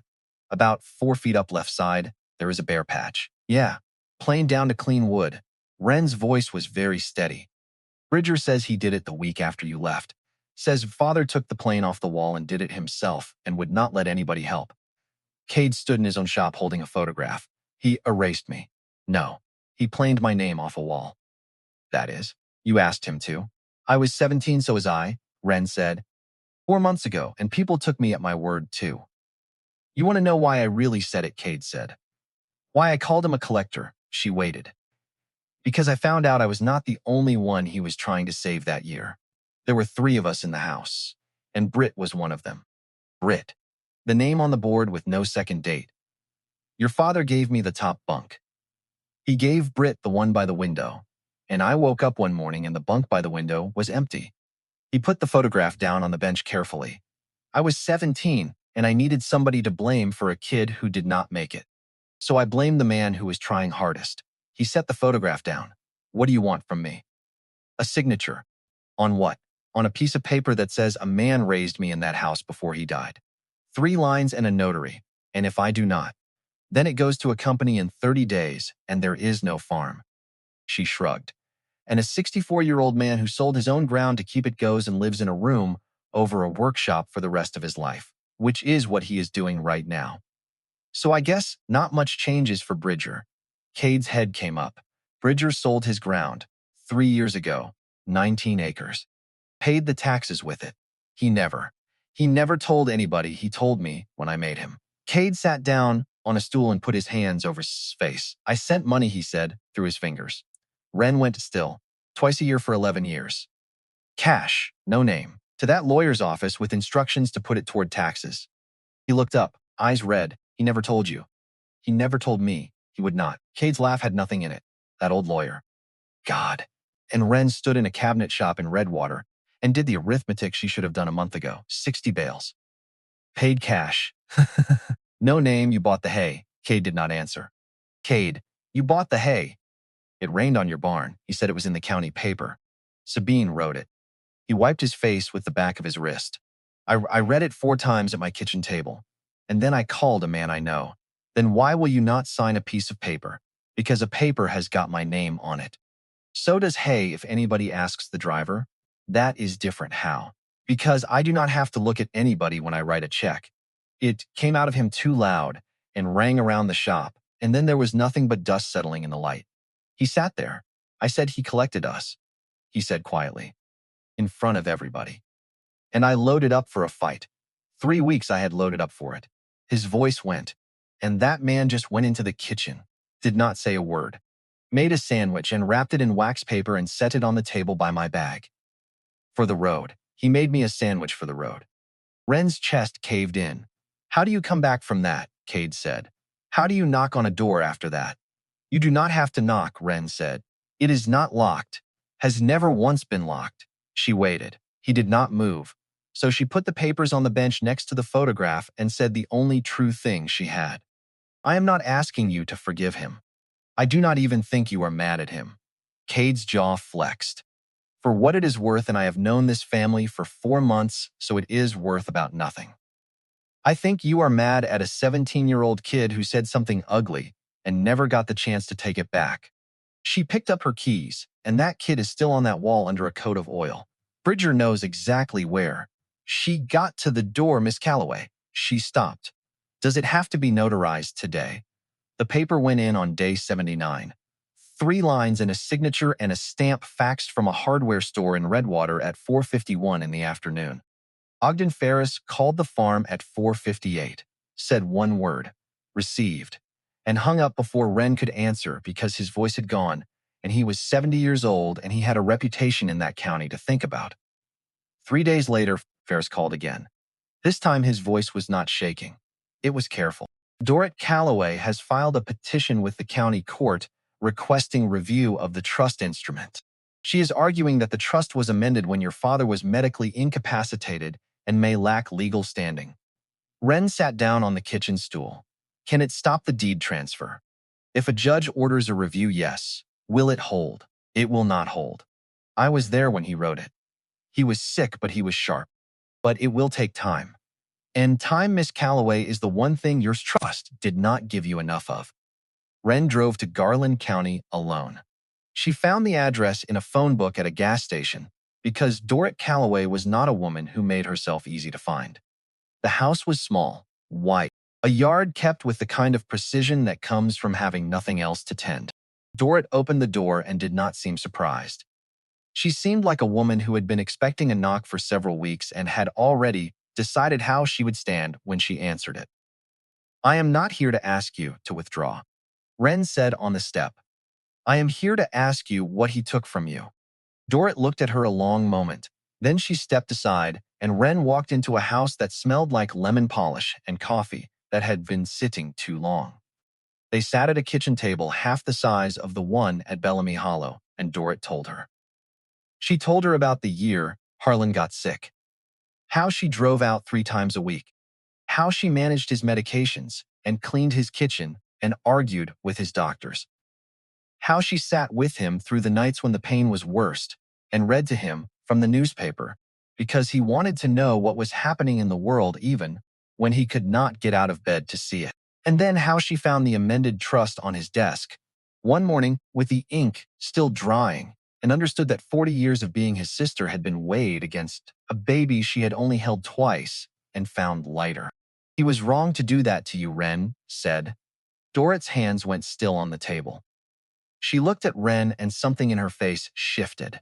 Not softened, shifted. As though a wall she had built very carefully had just been acknowledged by someone standing on the other side of it. Nobody has said that to me, she said. Not in 6 years, nobody. But the farm is not about money for me either, Wren said. Same as it was not for him. Dorrit did not answer, stood. She did not ask for anything. She did not promise anything. She walked out into the thin winter sun and drove home, and she did not know whether Dorrit Calloway would withdraw her petition or press it forward. And she understood that this was not something she could control. She had said the one true thing she had, and the rest belonged to a 75-year-old woman sitting alone in a clean white house, measuring whether the girl who got what she lost deserved it. Day 82, Ferris called. Dorrit Calloway has withdrawn her petition. No stated reason. But there is an envelope. Wren drove to the office and took it. Inside was a photograph. Old. 2 people standing in front of the barn at Bellamy Hollow. A young man and a young woman, both smiling. Both with the same jaw. On the back in handwriting that was not her father's and not Ferris's and belonged to a woman who had carried it for decades. He was not wrong about you. Day 88. Fenton Dunmore came back. No envelope this time. He got out of the clean car and stood in the yard and looked at the new roof and the fence and the pasture cut and clean and the water running into the trough. He looked at it a long time. Huh, he said. That is it. Huh. He took out a folded document. This is our internal assemblage appraisal. We are withdrawing from the valley, so it is not worth anything to me anymore. He handed it over. Your 140 acres with our 9 parcels around it. Appraised at $2.1 million. Wren's hearing went strange. Then she laughed. It came out of her wrong. One short, ugly sound in a cold yard, and she put her hand over her mouth, and Dunmore did not react at all. Say that again. The number I was authorized to offer you was $410,000. I said it out loud on that step like it was a gift. He put his hands in his coat pockets. In about 10 years, somebody else is going to drive up this lane. I would like you to have already been lied to once. He got in the car, Mr. Dunmore. He paused with the door open. Why did you really pull out? Fenton Dunmore looked at the barn. At 14 sets of screws in that roof, put there by 14 people on 2 Sundays. 100 farms, he said. 9 states. 20 years. He shut the door, and he drove down the lane and out of the valley, and Wren never saw him again. She read the appraisal twice at the kitchen table. Then she folded it. Then she opened the junk drawer and put it in there with the string and the fuses and the dead batteries and the envelope she had never opened, and shut the drawer. Because $2.1 million is a number, and this is a house, and she had spent 88 days learning the difference, and she was not about to unlearn it in an afternoon. She went out and fed the goat. Day 90 came on a Tuesday. There was no ceremony. That is the thing nobody tells you about the big ones. They come on a Tuesday, and nothing happens. Ferris called at 10 in the morning. The deed is recorded. That is it. There is nobody comes out.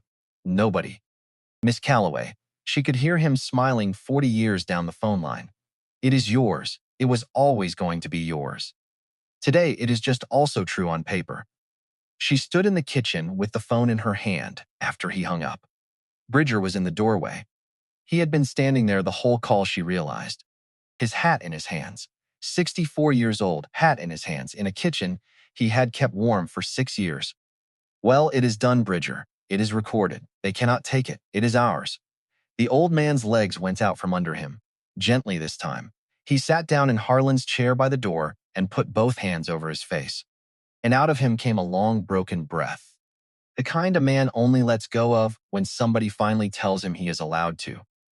A breath he had been holding since a Tuesday afternoon 6 years ago, when he promised a dying friend he would keep a light on. Wren sat down on the floor beside the chair and let him cry. She did not tell him to stop. She did not pat his back or say it is okay, because some things a person has to finish. Tuck pushed in between them and put his gray head on the old man's knee, and the three of them stayed there until the kettle started screaming and nobody got up for it. Finally, Wren wiped her own face with her sleeve. What do we do now? And Bridger Teague lifted his head and looked around the kitchen at the table. Harlan built at the boots by the door in 3 sizes at 4 doors, standing open on 4 empty rooms. Now, he said. He blew his nose. Now we have got a house with 4 empty rooms in it, girl. And I would say that is the loudest thing in here. Winter went easier after that. Not easy, easier. There is a difference, and by then Wren knew it in her hands. The fence line got finished post by post on Saturdays. The equipment shed got a real roof. And Wren kept the 11-year-old tarp folded in the workshop for reasons she could not have explained to anybody who asked, though nobody did. Tilden rebuilt the well house. Maeve taught her to lay a weld bead and would not let her quit until it ran clean, and then made her do 4 more. Anyway, Bridger said, watching from a bucket in the doorway. Girl cannot quit now. She has got calluses on her calluses. But it was the quiet things Bridger taught her that winter that mattered most. He was too weak now for the lifting, but sharper than ever about the how and the why. Which posts are cedar? How to hear the pump change its note before it seizes. When to cut a tree and when to leave it alone. And he gave her his tools one at a time, which she came to understand was on purpose.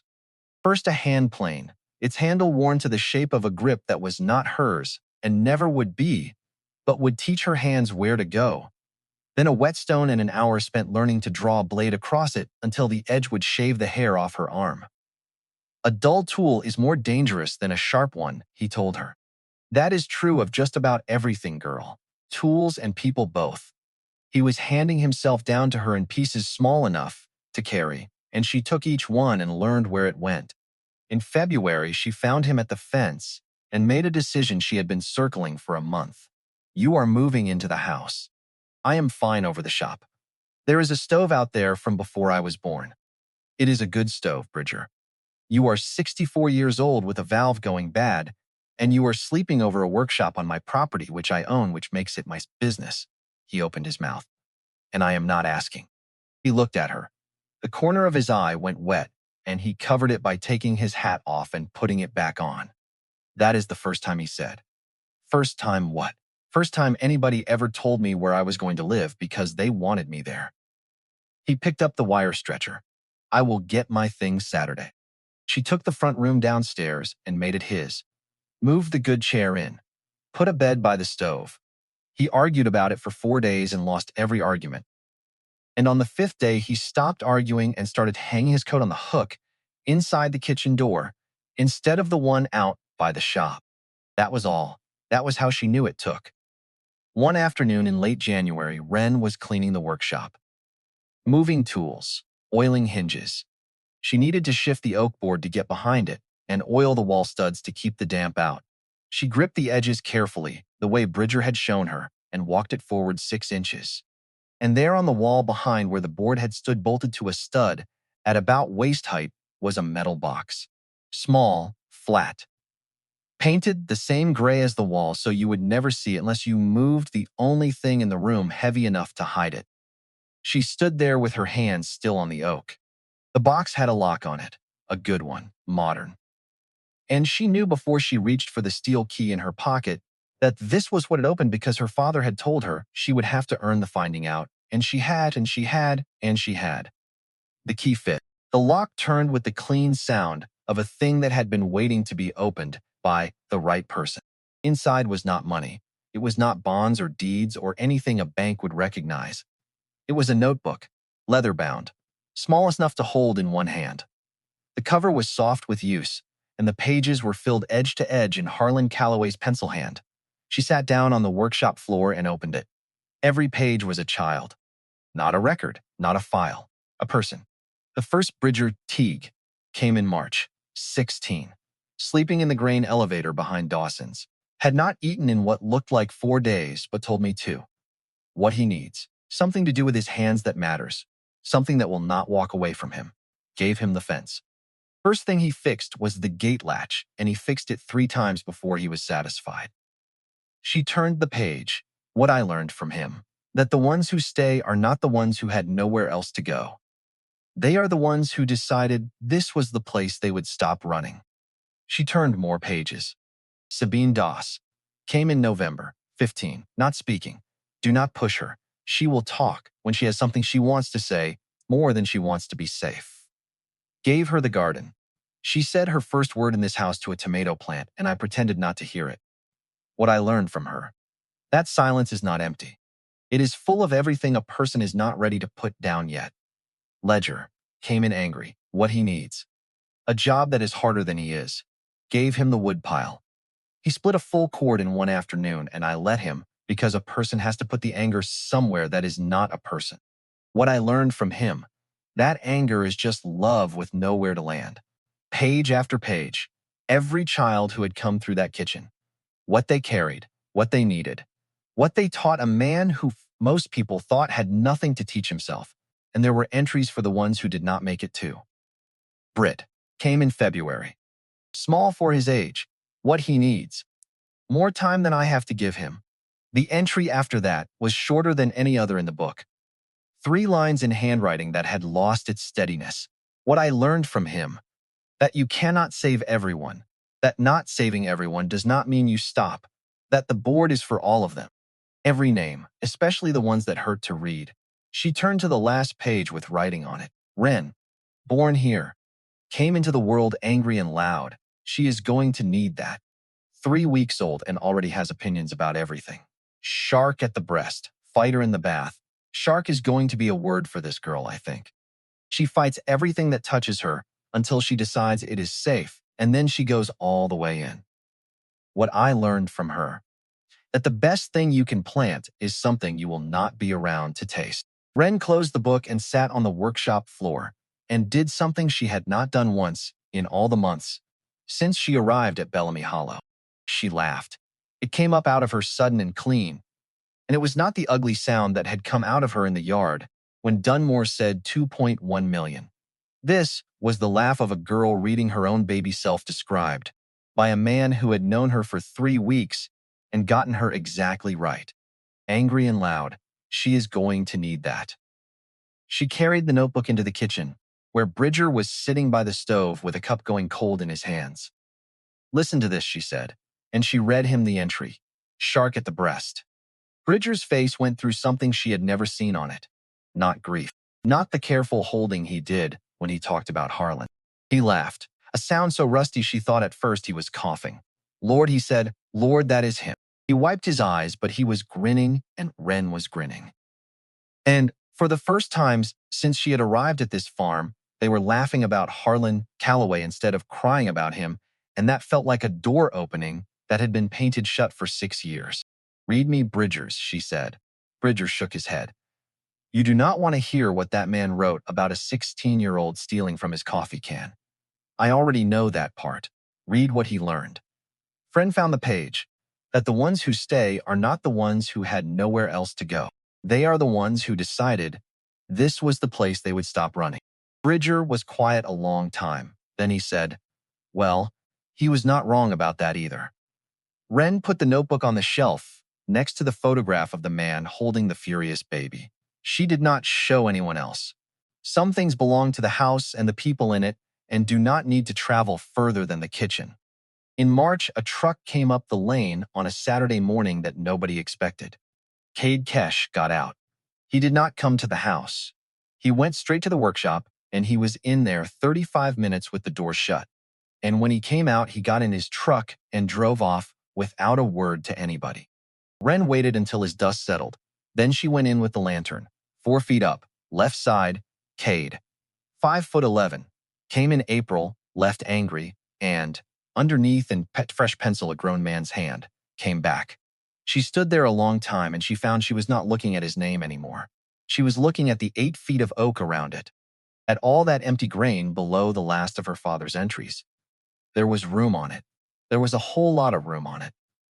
That evening, she took the notebook down from the shelf and opened it to Cade's page. She read it standing at the counter with the kitchen sounds around her. Bridger's breathing in the front room. The fire settling. Tuck turning in a circle on his bed by the stove. Came in angry. Angry at everything that had ever touched him.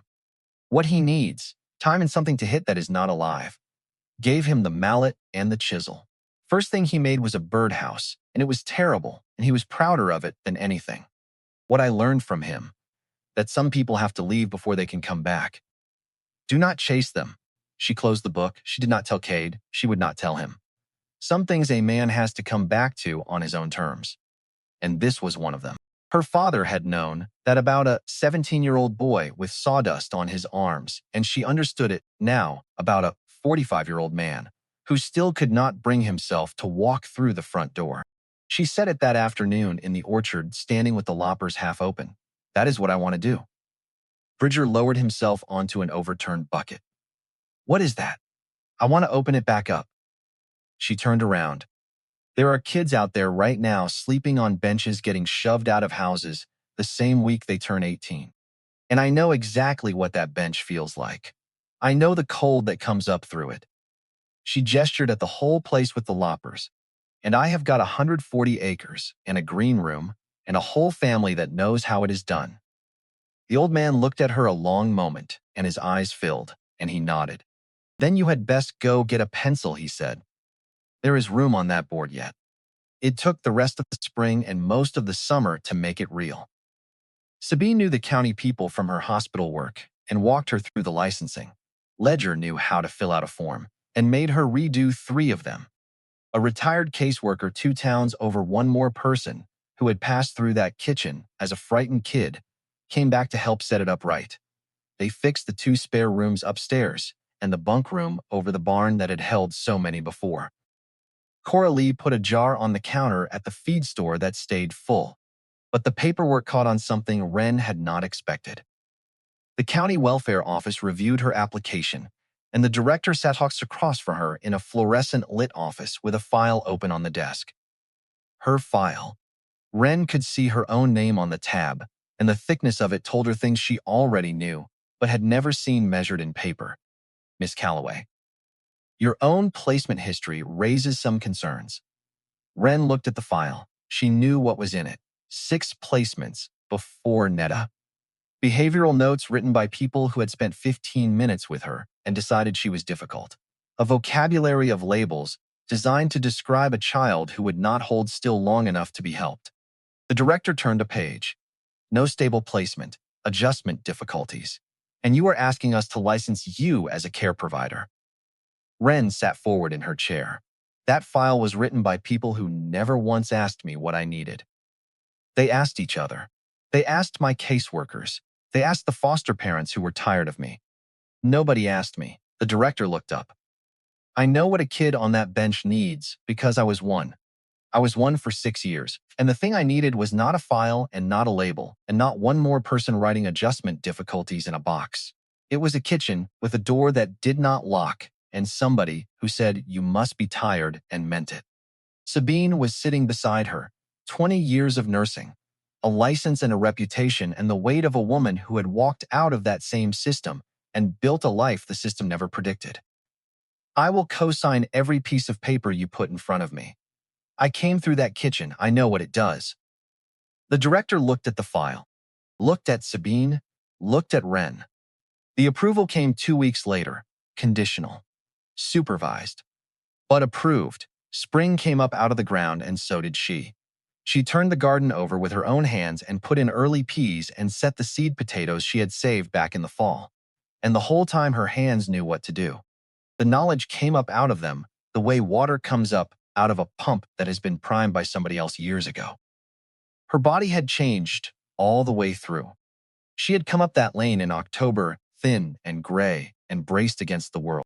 And by the time the ground softened, there was muscle in her forearms and color in her face and a way of standing that did not ask the room for permission anymore. She left the green room green because some things you do not repaint. On Sundays, the crowd still came. They did not need a reason anymore. Ledger brought his own kids and set them hauling brush, and they complained about it in exactly the way he must have when he was their age. And Wren watched him pretend not to notice, and she understood that this, too, was something that got handed down. Jessamine brought her class out again, and they planted 4 apple trees in the gaps the storm had left. Sabine came off her hospital shifts and slept in the green room's spare bed, some nights too worn out to drive back to Redwater. And in the mornings, the two of them drank coffee on the porch and did not say much and did not need to. The farm a lonely man built, for lonely people, had stopped being lonely. It ran on casseroles and borrowed tools and folks who kept showing up. And Wren Calloway, who had spent her whole life certain that everybody leaves in the end, watched them keep not leaving. A card came from Netta in April. No money in it. No visit promised. Just a photograph of a maple gone red and 3 lines in that hard, familiar hand. I saw this and thought of the color of the trees out your way. I am doing all right. I hope the girls you take in are easier on themselves than you had to be. She had signed it, just Netta. And then underneath, crossed out, scratched over so hard the pen went through the card, but not quite hard enough. She had started to write something else and stopped. Wren held it up to the window. 5 letters. She thought it might have been sorry, and she thought it did not matter that it was crossed out, because a person who crosses out sorry has still for 1 second written it. She put the card on the mantel next to the photograph of a man holding a furious baby and left it there. In April, Dorrit Calloway came up the lane again. This time there was no inspection in her walk. She came to the kitchen door and knocked, which was something she had not done the first time. And Wren understood that a woman who knocks on a door she once walked through without asking is a woman who has decided something about where she stands. She had a box with her, small, old. She set it on the kitchen table without ceremony. These were Harlan's, things I kept. Wren opened it. Photographs of 2 children standing in front of the barn, a boy and a girl, both with the same jaw. A birth certificate for their father, written in a hand so old the ink had gone brown. And a letter. Wren recognized the pencil, the careful loops, but this one was not addressed to her. It was addressed to Dorrit, and it had never been sent. I know what I took from you. I know you will not forgive me, but she is going to need an aunt someday, and I would rather she have a difficult one than none at all. Dorrit was watching her read it. He was right about that, she said. I am difficult. Wren looked up. So am I. Dorrit looked around the kitchen, at the boots by the door, at the stove, at the hook where Bridger's coat hung. I am not moving in. Nobody asked you to. I might come for Sundays. There are biscuits on Sundays. Dorrit sat down at the table. She sat the way a woman sits who has not sat in her brother's kitchen in a very long time and is not sure the chair will hold her and then discovers that it does. Bridger came in from the front room. He looked at Dorrit at the table. He looked at Wren. He did not say a word.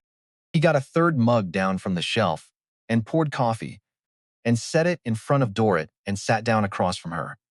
And the 3 of them drank in a silence that was not comfortable, but was not hostile, and was maybe just the sound a family makes when it is learning how to be in the same room again after a long time apart. On a Sunday in late March, Bridger asked Wren to wheel his chair to the window. He was weaker now. Not weaker in his mind, sharper if anything. But his body had started keeping its own schedule, and it was a schedule that did not include stairs or fence posts or mornings before coffee. She set him where the light came in warm through the glass. The orchard was visible from there. The trees her father planted the year she was born stood bare against the last of the winter, but the buds were already set on them. The branches quietly getting ready in the cold for a spring they could not see yet. He never got to eat an apple off those, Bridger said. I know. Planted them anyway. He patted her hand where it rested on the arm of the chair. That was the whole of him right there. A man who plants what he will not be around to taste. He looked at her. You are his apple tree, girl. You are the one that came ripe after he was gone. The first one came up the lane in September, almost a year to the day after Wren had. She saw the county car from the garden and put down her trowel and walked all the way down to the end of the lane to meet it, because she remembered too well what it was to arrive somewhere and not know if you would be turned around. A boy got out of the back seat. 16 maybe, all sharp shoulders and hard eyes, a garbage bag of clothes in one fist and everything else he owned in the other, which was nothing. He looked at the house, the barn, the girl coming down the lane toward him, and his face was closed up tight, braced for the catch, exactly the way she had braced 1 year ago, under her father's crooked sign. She knew that face. She had worn that face. You must be tired, Wren said. Not a question. It was the thing Bridger had said to her and Coralie before that, in her own way, and her father had said it to a 17-year-old thief on a dark road 47 years ago. She understood now that it got handed down.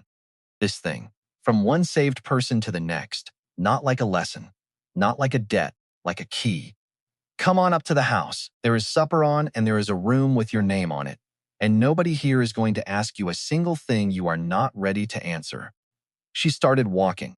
First we eat, the rest can wait. The boy did not say anything.